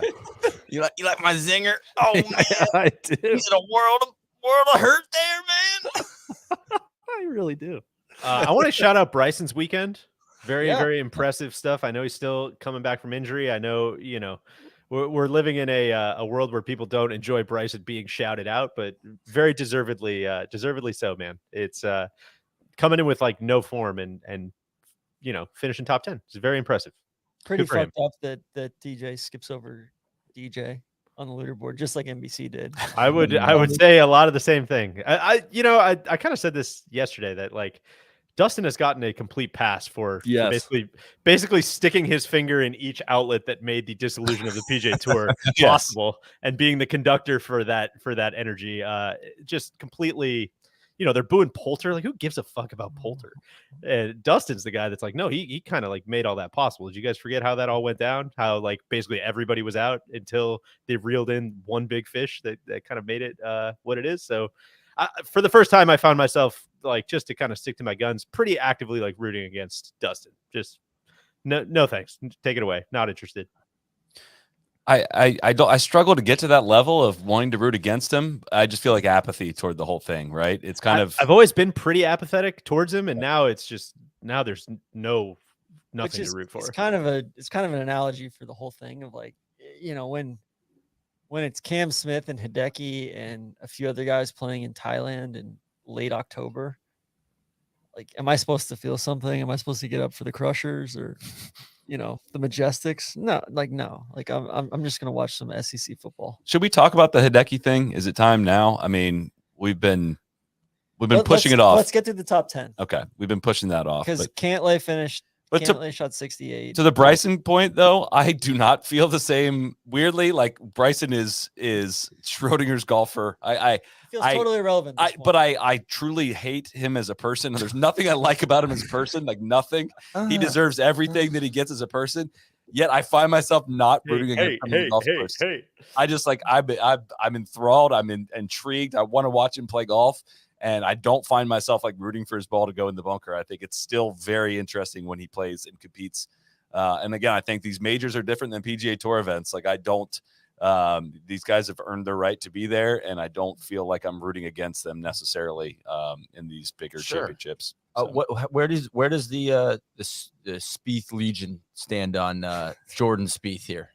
First top, of all, top the 8. fatwa still stands on all the tracking counts. Thank you, TC. Ridiculous. How do you guys feel about Spieth's finish here? T8, 68 today. It's terrifying. Where do we go from here? I mean, What I want to say is, Randy, I want to get this on the record for next year. Everything I know your past history on Spieth. He's the one true golfer. He's the only guy. If you're going to hold Rory to a certain standard, you need to hold Spieth to that standard. And Spieth's last couple of years have looked a lot like the beginning of Rory's drought. Of here. course. So I want to be very, very, very, very consistent on Randy's this. strapping in for the long haul. Yeah, eventually, I guess maybe you're rooting for his style of play more than Rory's, which I think you made a good point about earlier. But it's starting to get a little tiny bit concerning. Some deeply uncompetitive finishes in big tournaments. Amen to that. Would not try to argue otherwise. It sucks. And this was his best finish of the year at T8. This was his only top 30 finish in a major at all this year. And it's still the putter. Like, the dude was 4th in strokes gained tee to green this week, and he was plus 0.23 overall in putting, which again, going to the cam thing, it doesn't last forever, man. Yep. Doesn't last forever. That you just pour them in. Get them while you can. Get them while they're hot, TC. Cougar lost the edge, Deej. That's right. Lost I mean, Cam, like, I'm not betting the house on Cam to play well into his 40s. Like, his game is good. It's like a supernova, right? Who knows what kind of anti-aging stuff they're going to have on the Team Smash, though, or whatever one he's going to be on. It's true. I will say also, Cam, 64 today, low round of the day, which Elk said that's kind of you drag your nuts on everybody. That you have to have the 54-hole lead, though, to do that. Oh, okay. That's the Elkington. I gotcha. 54-hole lead, then shoot the lowest round of the day. But back on the Spieth thing, like I said, 4th in strokes gained tee to green. It's been the putter in majors for a couple years now. I mean, he cost himself the 20. He should have won the Masters last year, and he was like almost dead last in putting. And he's got 3 top 10s. He was runner-up last year at the Open, which I tend to forget about. But 3 top 10s in the last 3 full years in majors, 4 in the last 4 years. And, you know, it's not – Rory was doing a lot better in major championships in that drought period that he's still in than Spieth has done. Rory's floor is higher. It is. For sure. So it's not fully there, and I feel better that it's the putter. I do. Like, if he couldn't hit the ball, I would be a lot more concerned. Feels more fixable. But he doesn't look like he just look like he is close to figuring it out to compete in majors with putter. I'm hoping we get a couple bad weather. Like, I'd love to see Hoylake just blow and you know, be wet and just blow, and then Oak Hill, like, it could be snowing in May in New York next year. And then LACC is going to be awesome. I'm so stoked. It should be firm and fast and all that. I think Max is going to win that one. I'm pretty bummed that we are. Did you say Rory was going to win that one? No, Max is going to win it. I'm bummed. We got a lot of months before the golf that counts again starts. I like the new schedule, though. I like that. Like, this is it versus the PGA being Glory's last shot. Like, I feel like the British Open's Glory's last hole. a better finale. I do too, but like no major in August. I don't know. It just really tightens up this major period, and I don't love it. But it just also makes you like feel how depressing the FedEx Cup playoffs is. It's going to be it sucks. Here. It's going to be a March of some But kind. listen, let's not lose sight. It's been a tremendous major season. I feel like that, and it's only going to get better.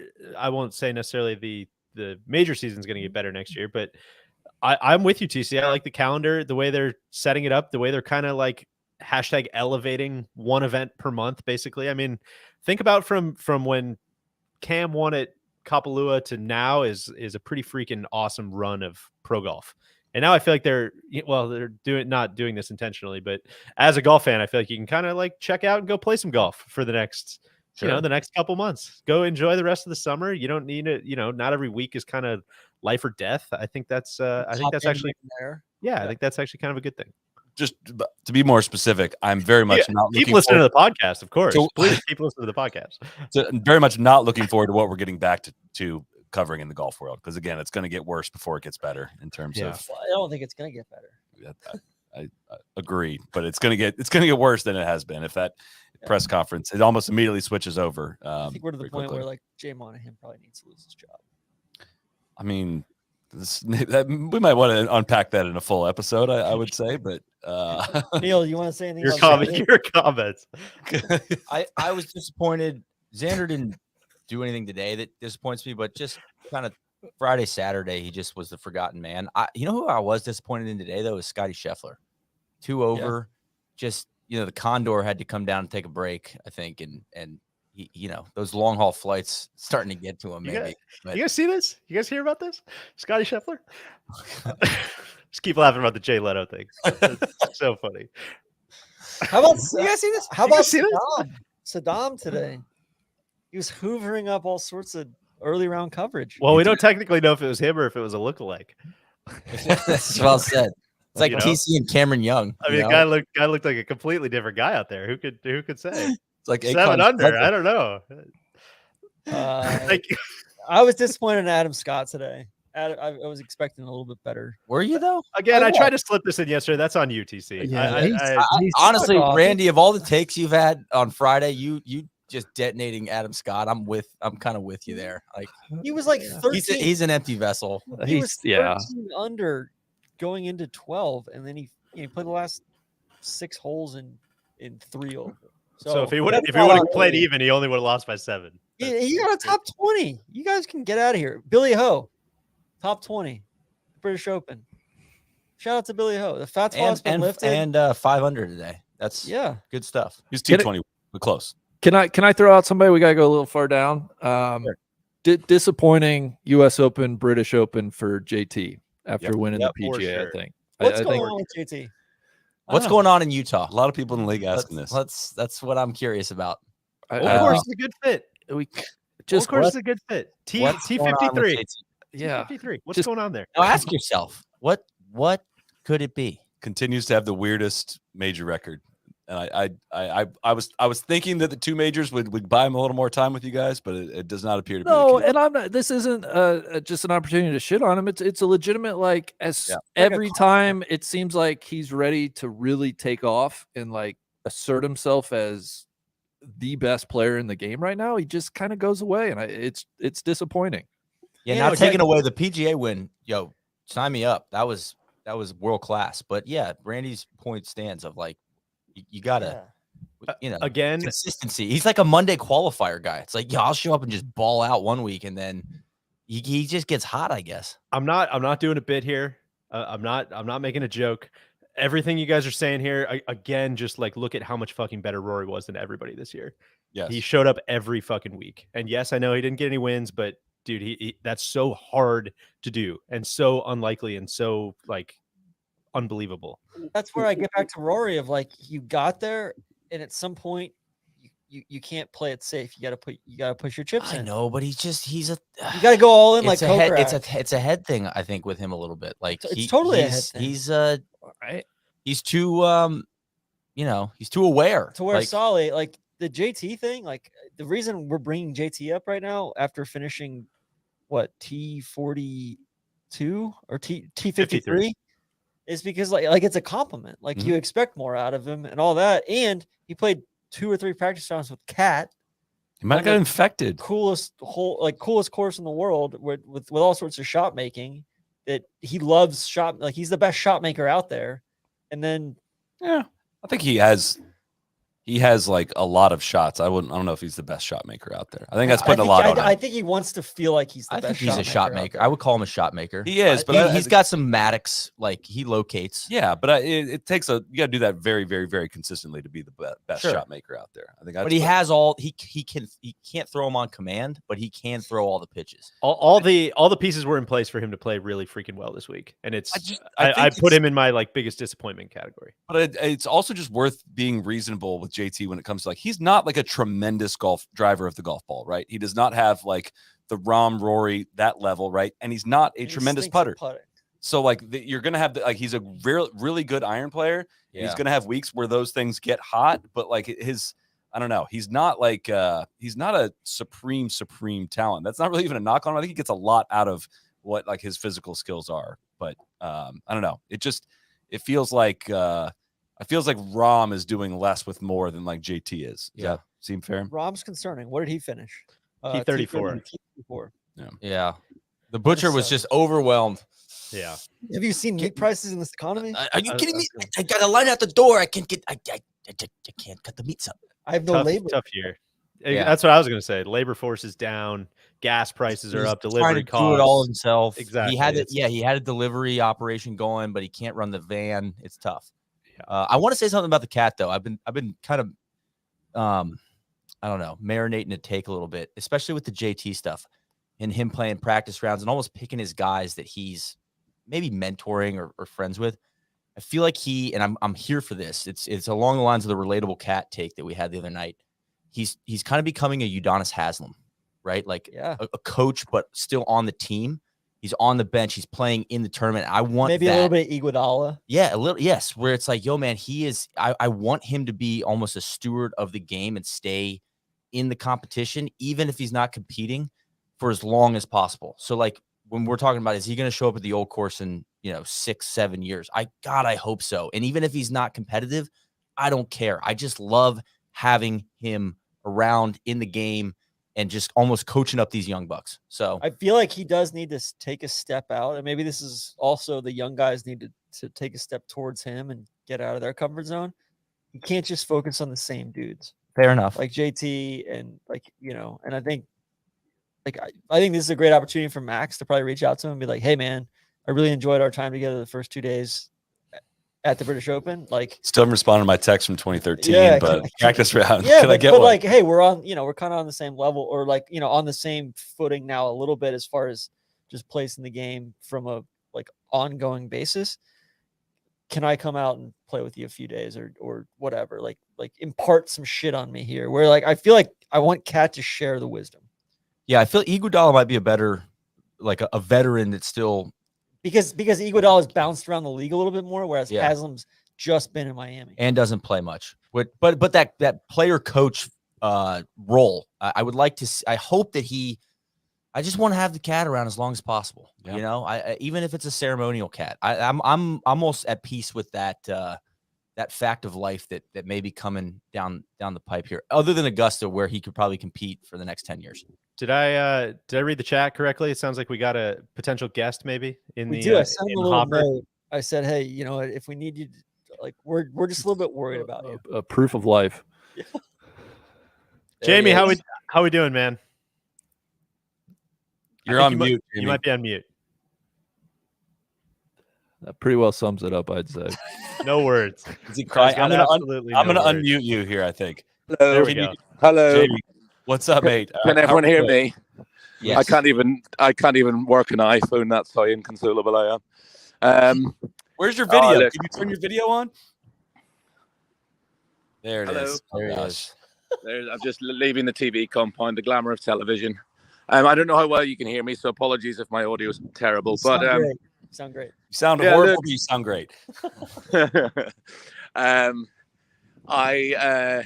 it's a tough one to take. What can I say? I've missed the start of the podcast, obviously, so I imagine Randy with glee is shitting from a great height on Rory, but I feel I would imagine pretty similar to Solly and DJ in that I'm just, heartbroken for the fella. And, as bad as I feel, I imagine Rory's feeling 10 times worse. So it's just a tough one to take. It felt like for 64 holes, it was his open. And then the putts just dried up. Well, the putts kind of dried up all day yesterday and today. And what can you do about a fella going out and taking 30 strokes to the back nine at the old course in the final round of an open? It's deserving champion. And the scar tissue for Rory will be tricky to deal with. But, hey, there we are. Of course, Rory feeling 10 times the disappointment that you're feeling, and I'm feeling 10 times the disappointment that Rory's feeling. I'm sure we can all. And I got to go clean up the block party. So now I got work to do too. And I feel like shit. So there. Jamie, we did a lot of birdies and bogeys talk already, but curious what the feeling on the ground was like. What anything we missed in person today? What have you been getting eyes on? I don't really know how to answer that. Well, I follow. I walked with Rory and Viktor for 18 holes today, and it just felt, as I said to you when I spoke to you yesterday, there was an air, and I know this sounds corny and cliched, but there was an air of it was written in the stars. It was like this sort of destiny that he was going to, lift the claret jug at the home of golf at a particularly fractious and divisive time in the game, and for 10 holes today, it was going along so nicely, and I was walking with a few of the other boys, with like Porter and Andy and Smartin, and we were like, this is happening. This is actually happening now. And just as he made that incredible lag putt in 10 to have the tap in birdie, up to my left, there was a huge cheers. A Cam Smith putt dropped in 11, and you were just thinking, I mean, if anybody starts to get a red hot putter like Cam Smith, if Cam Smith starts to get that red hot putter that we know he can get, he could actually do something here. And that proved to be the case. But, I mean, I don't know how Rory recovers from this one. It felt like it was there for the taking. It'll surely feel like the one that got away. 18 greens in regulation in your final round. I know the greens are absolutely enormous here, but 18 greens in regulation in your final round 36 putts. I mean, it's a bitter pill to swallow.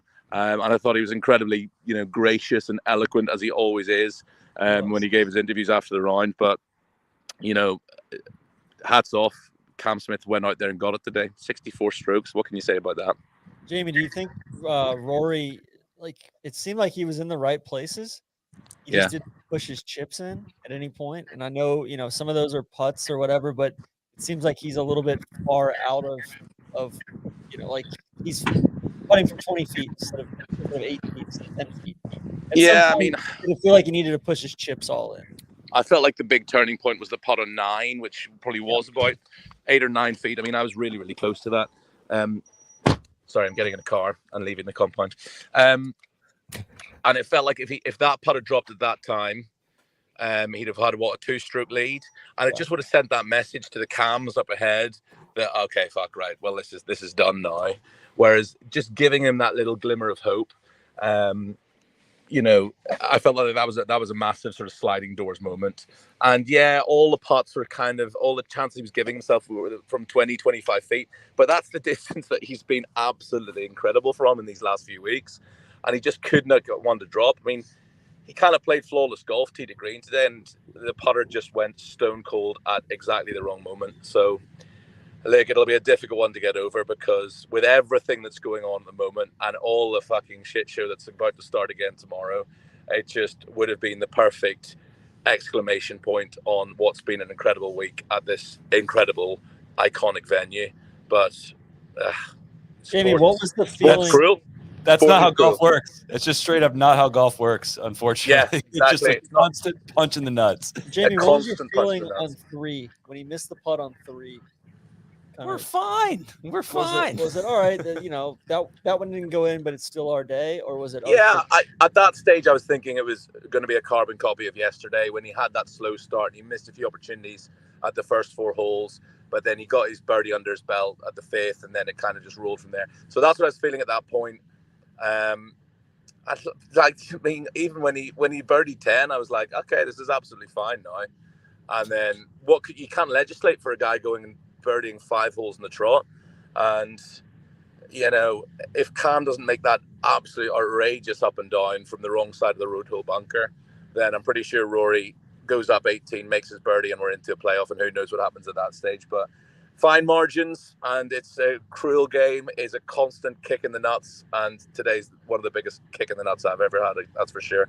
And like everything that's about to follow now, I've made a conscious decision this week to not constantly talk about this increasingly bitter bitch fight going on in men's professional golf at the moment.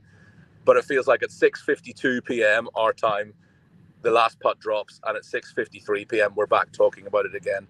And if they manage to poach the champion golfer of the year and the European Ryder Cup captain, I mean, all hell's going to break loose. That's the thing is, what are you, first of all, there's people in the chat are concerned that you're driving, but they don't recognize that on the opposite side of the, yes, that's right. It's my driver. There's a driver here. There's on the opposite side. Jamie took the pledge. Jamie took the pledge. Shout out to Spieth. So what are you hearing on this front? We talked about Cam Smith's, interview question or answer earlier about certainly sounding like he was deflecting. Henrik Stenson article came out this morning, which we got to talk about that one. And then anything else you're hearing that's worthy of discussion. Yeah, well, on the Henrik Stenson front, I mean, I had it from a very good authority, somebody I would trust a week ago, and I've kind of been sitting on that information because I didn't want it to get in the way of all this. And I've had a few conversations with other people this week about, look, what do I do with this? Look, it looks like it's going to happen. There's no smoke without fire.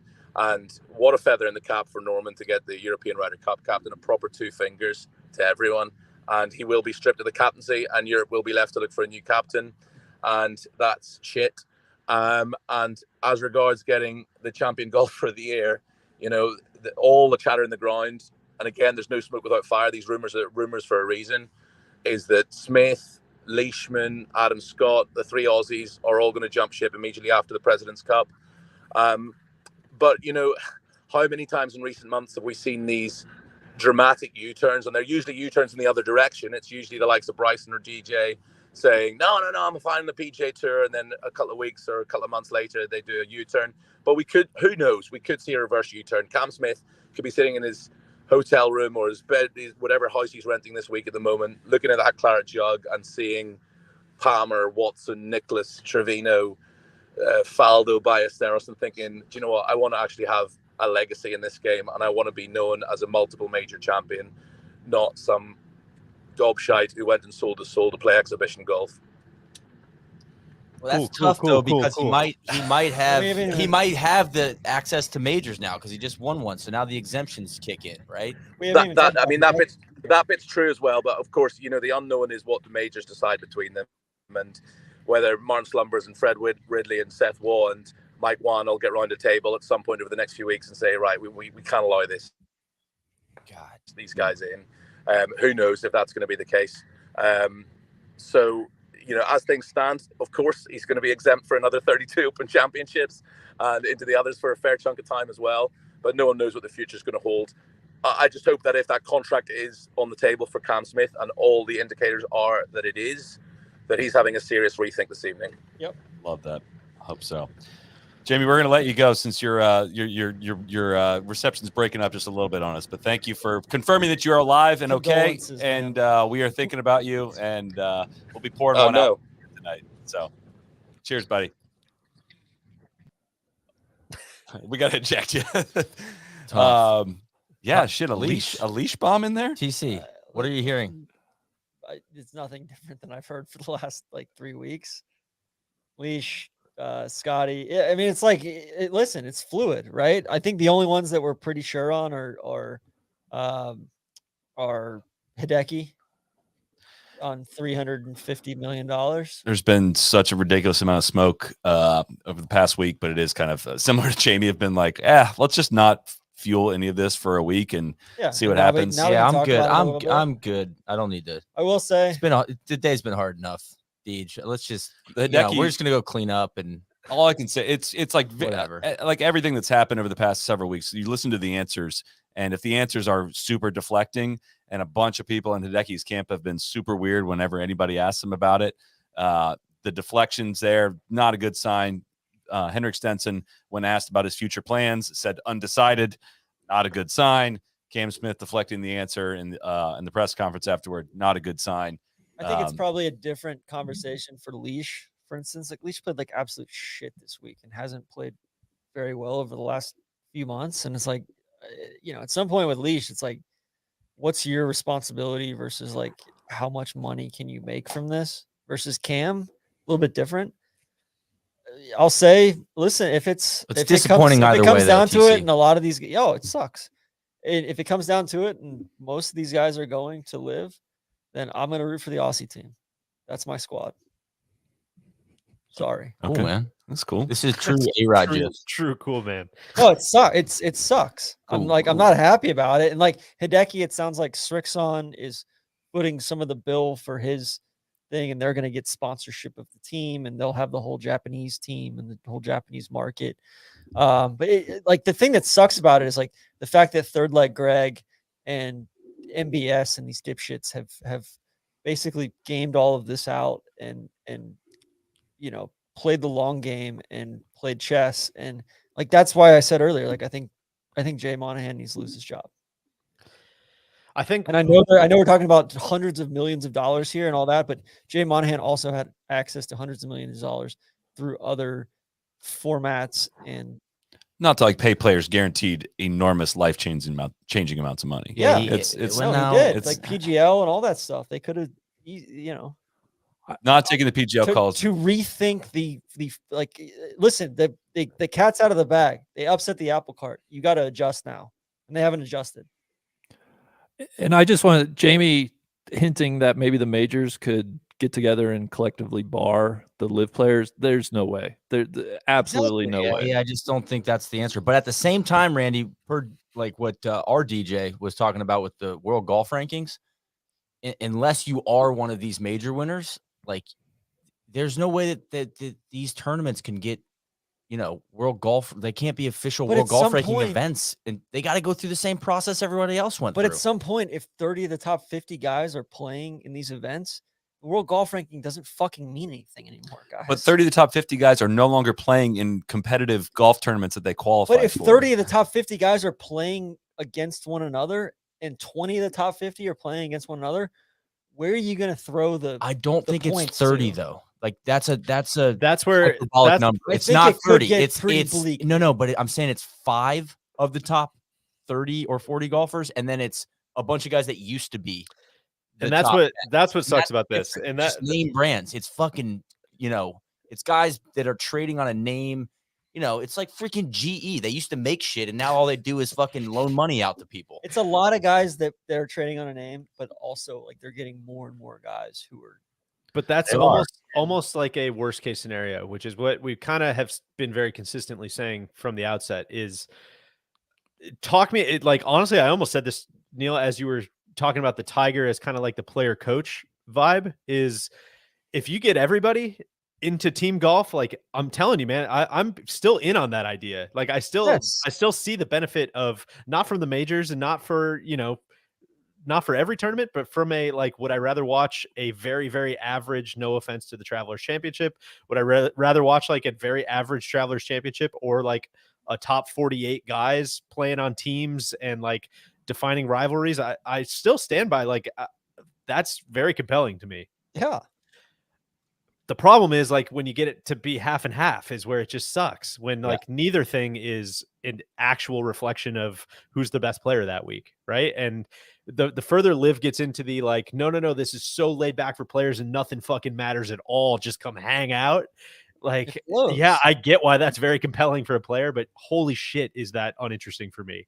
And that's where I continue to be like, yo, I think there is maybe room for both. If you wanted to turn Liv into a pure, WWE, like this is professional wrestling. We've got made up drama. We've got like the TV telecast looks a little different, like whatever. I see that as like a very compelling thing over the next year to 18 months. I think a lot of people are really going to like it straight up. I think we've said that on the show in the past. Like I'm not speaking for me, but I'm speaking for like as a whole, there's a lot that people seem to really like about the live tournaments. And I'm not going to ignore that because that's a very real thing. And when you get Cam, when you get Hideki, these of course is all alleged, but you get, the other dozen players that we've heard are going to go over the next however long, like, dude, it gets pretty hard to ignore that. And so I don't know, man, it seems like we're just ending up in a more and more fractured world, which is kind of like the worst case scenario. But I guess my point is,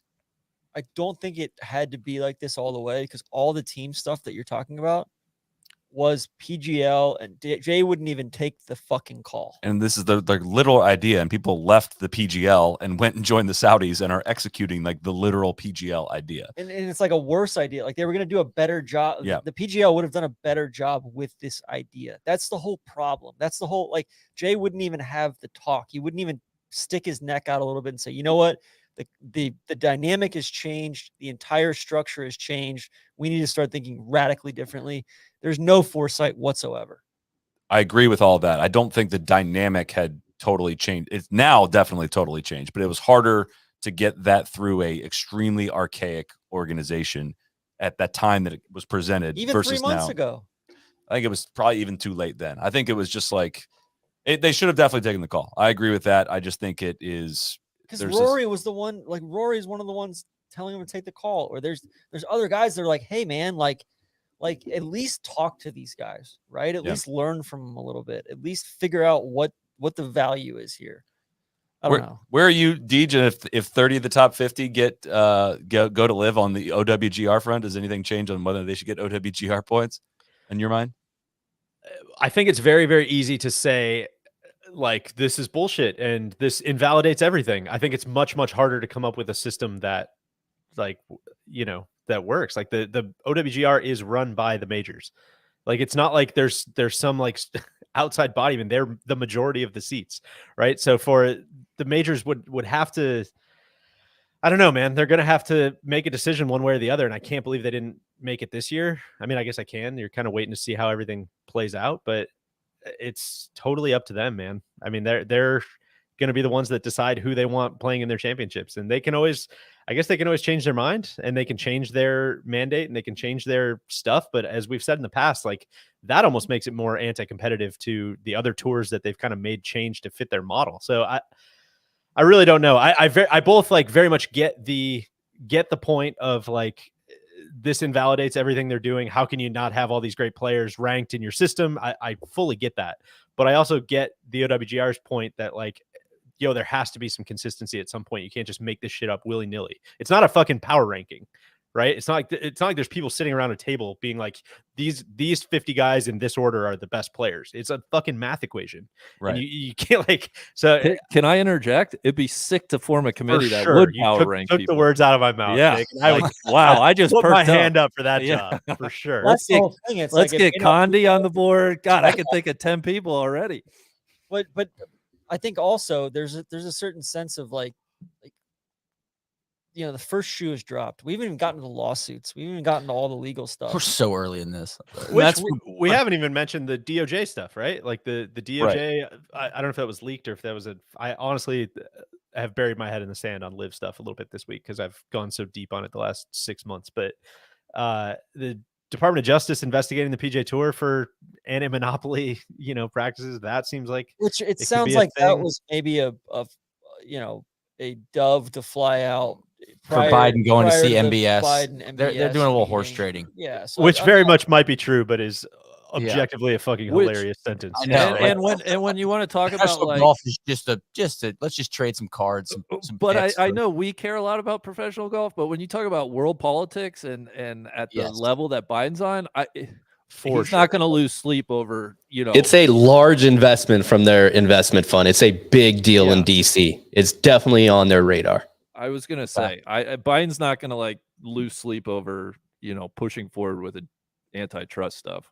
Also, we haven't even mentioned it yet. There was something that came out today where D-Rap came out with the live guys playing Asian tour, essentially, which, that totally counteracts the whole point of them. Hey, I want to play less and all this stuff. But if, the younger guys, that is the path. And There's nothing stopping the Asian tour from setting up events in the US and in the UK. However, don't sleep on the fact that the OWGR is about to go through a massive change in August as well, which is going to reward much, much deeper fields, much stronger than they are super top heavy fields. So right now it's like, if you have, 5 guys in the top 20 go play an Asian tour event, like, yes, you're going to get a lot more points, but as that changes, that's going to be less and less of a real path as well. You know what I'm saying? Like if it's 5 of the top 20 and then nobody else, like that field's not going to be shit.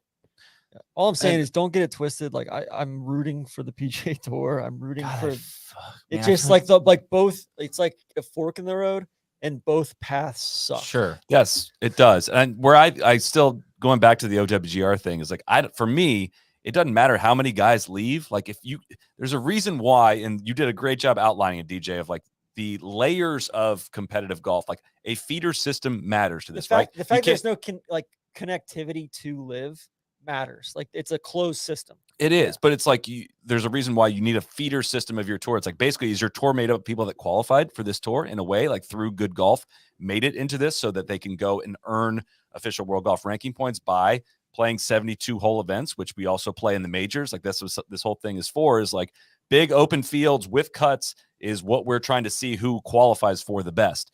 A bunch of dudes going to go getting upfront money and playing 54 hole exhibition events.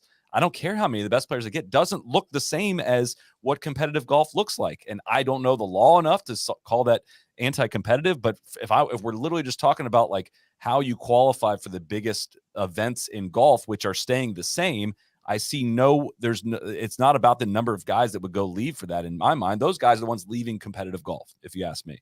Guys, I feel like Jamie Weir's call-in was like the 60 minutes ticking clock I used to feel in my previous Sunday job. scaries. It's just like, we got school tomorrow. oh God, man. I gotta go cold call tomorrow. Are you kidding me? Like part of it too is the guys that have said no to big offers so far. All right, let's say Cam, Hideki, Leash, Adam Scott all go. Then like Sam Burns, he's gotten offered a shitload of money. He shot 64 today, by the way. He shot 44 on the back yesterday, and then shot 64 today. Low round of the day. Shot 77-64 on the weekend. Weird week. But like, if I'm Sam Burns or if I'm Xander or if I'm shitbag Cantlay, I'm like, yo, like, why am I not getting paid? I mean, like, and then it's pissing Rory off even more than it should. It's pissing JT off. It's pissing the guys that should be making a lot more of this money.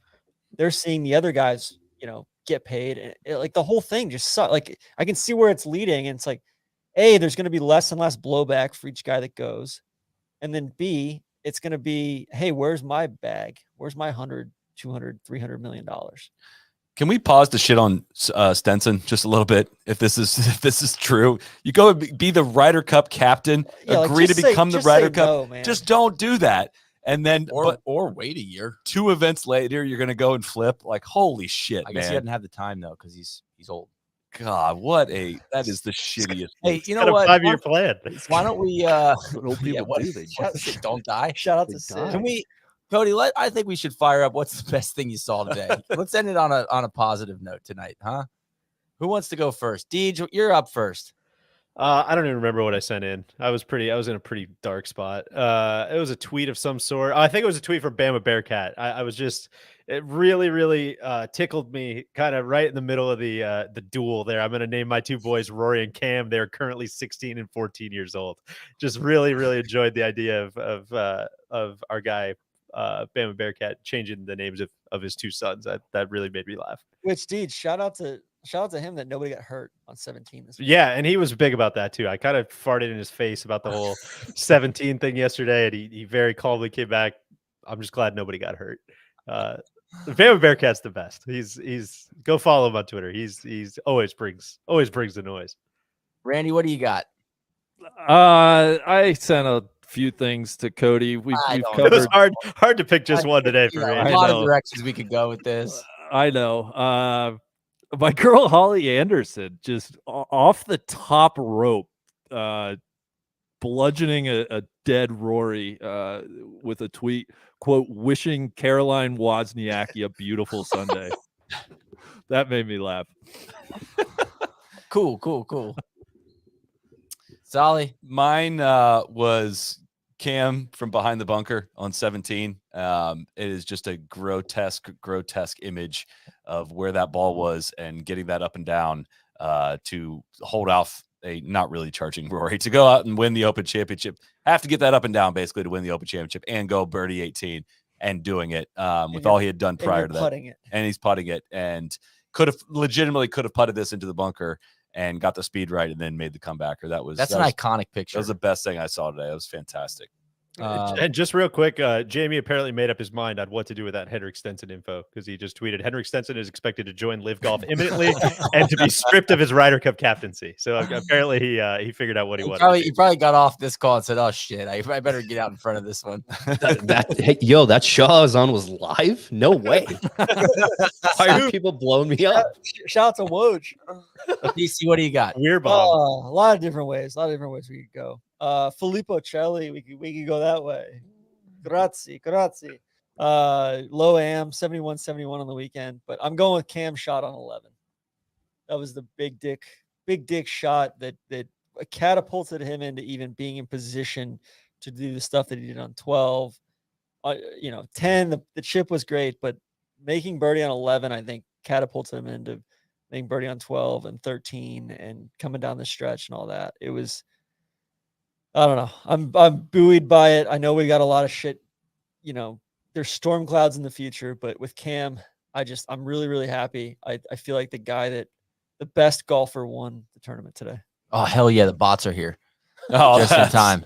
That's the best thing. They heard us talking live. They came running. They heard the sound. My favorite thing, I think I saw it last night, but I might have seen it like right after midnight because I was deep in watching some Alone. Shout out to Alone on Great Netflix. I'm hooked. So I don't know if Cody has it, but it's Ches Reavy knows about Ches Fest. I'm just, I think he was asked about in this press conference. It's pretty cool how life works. I mean, you kind of just think something into existence. And he said, "Yeah, I've heard about this Ches Fest thing, and yeah, I think it's pretty cool, man." And I'm I'm in on it. And maybe I'll go to Ches Fest. And I just want Ches to know that we're pulling for you today. And you were, we would love to have an appearance from you here on the NLU live show at some point in the future. He's got a 6-point lead. I know he's kind of in total control, which worries me because I felt that same way about Rory, and I was looking for a Rory Ches double. I can't think of anything that would have made me happier going into today. And if I go 0 for 2 on the Rory Ches double, it's gonna be tough, very tough for me. Harry Higgs starting to play some good golf. Neil, I almost asked you last night, Sophie's choice situation, who you would have taken, Ches or Rory today? That's a tough one. And before you answer, Rory at the home of golf, or Ches at something called the Barracuda Championship. That's playing a Stableford. Yeah, that's a really tough one. I mean, honestly, I feel like the Ches thing just makes me laugh every. I was like telling my wife, I like woke her up. She was sleeping on the couch. I was like, yo, Ches knows about Ches Fest. She's like, what? Stop. What are you doing? What's your problem? I was like, no, you don't understand. This is a big deal. So it just, I don't know. It makes me chuckle every time. Cody, I don't know how quickly you can put stuff up on screen. So not trying to put you in a bad spot, but I almost have kind of an update.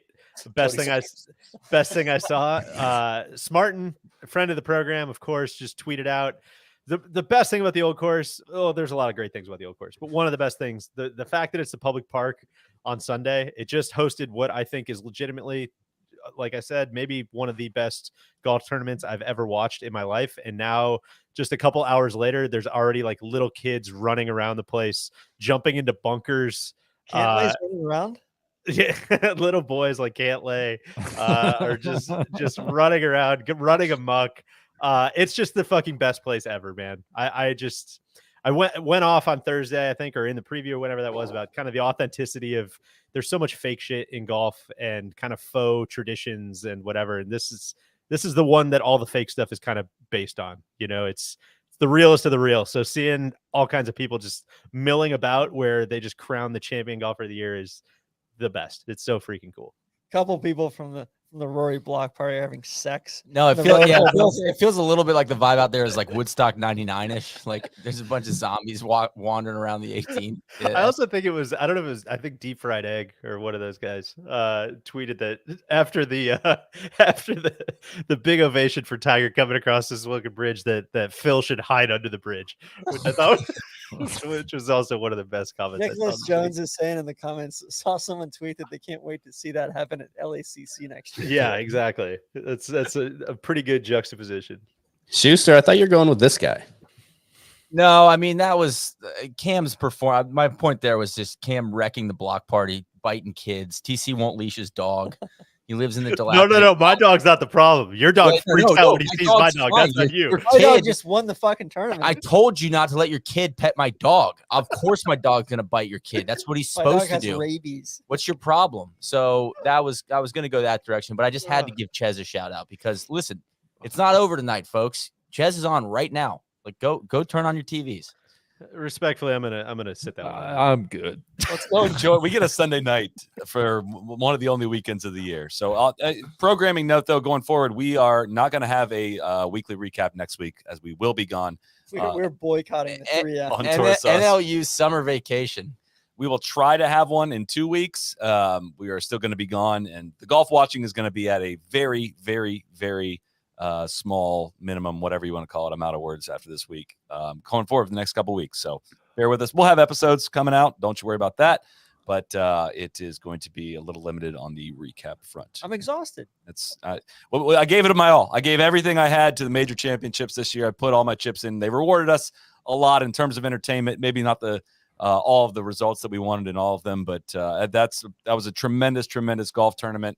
I enjoyed every second of watching it. I don't regret any of the early wake ups or the investments or the prep or any of it. I could do more old course right now if I had to. So. A lot of people asking where Toro Sauce is. Well, we will keep you posted.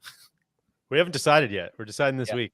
Yeah, we're doing the airport thing, Deej. We're just gonna show up and Exactly. figure it out. We're gonna look at the big board and figure out where we want to go. Cody and I have been talking about doing that. Really? This fall, yeah. Do you guys want to apologize once more? No, We're good. I think. All good. TC, I am sorry. I should have never doubted you yesterday. Thanks, Big. Nor Cam. Sincerely. Thank you. Generational wealth, prosperity for all.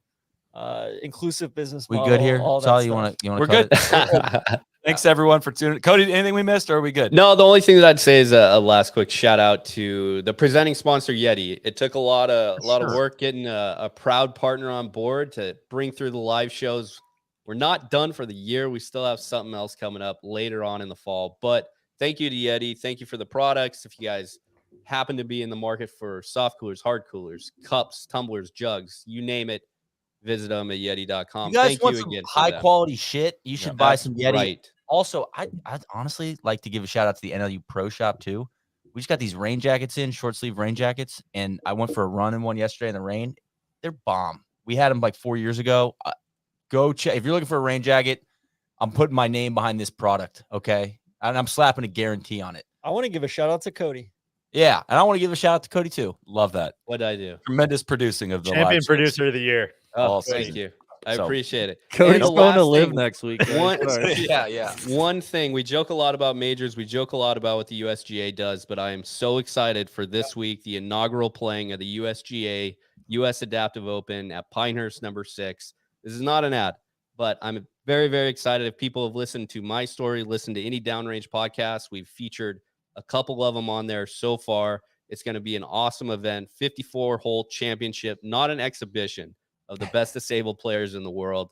And I'm excited for Wednesday night to see a deserving champion being crowned. So it's going to be awesome. And you'll be on site, right? Be on site. Props to Pinehurst Resort. Props to the USGA for spearheading this, because there's a lot of very deserving golfers out there that might not look like the people that we watch on screen every Sunday, but they're still pretty badass. Awesome. What, Here, Cody, here. Cody, what's the best way to follow that? Probably our Instagram. Love it. Good So- answer. All right. As Cody mentioned, we'll be back for some live shows this fall for the Live Tour Championship, of course. And we'll be checking in from Tourist Sauce Riyadh. Thank you so much for watching all week, everyone. We're out of here. Shout out Cheers. to God, Yeah. that's an all-time sign-off. Good Cheers. stuff, Solly.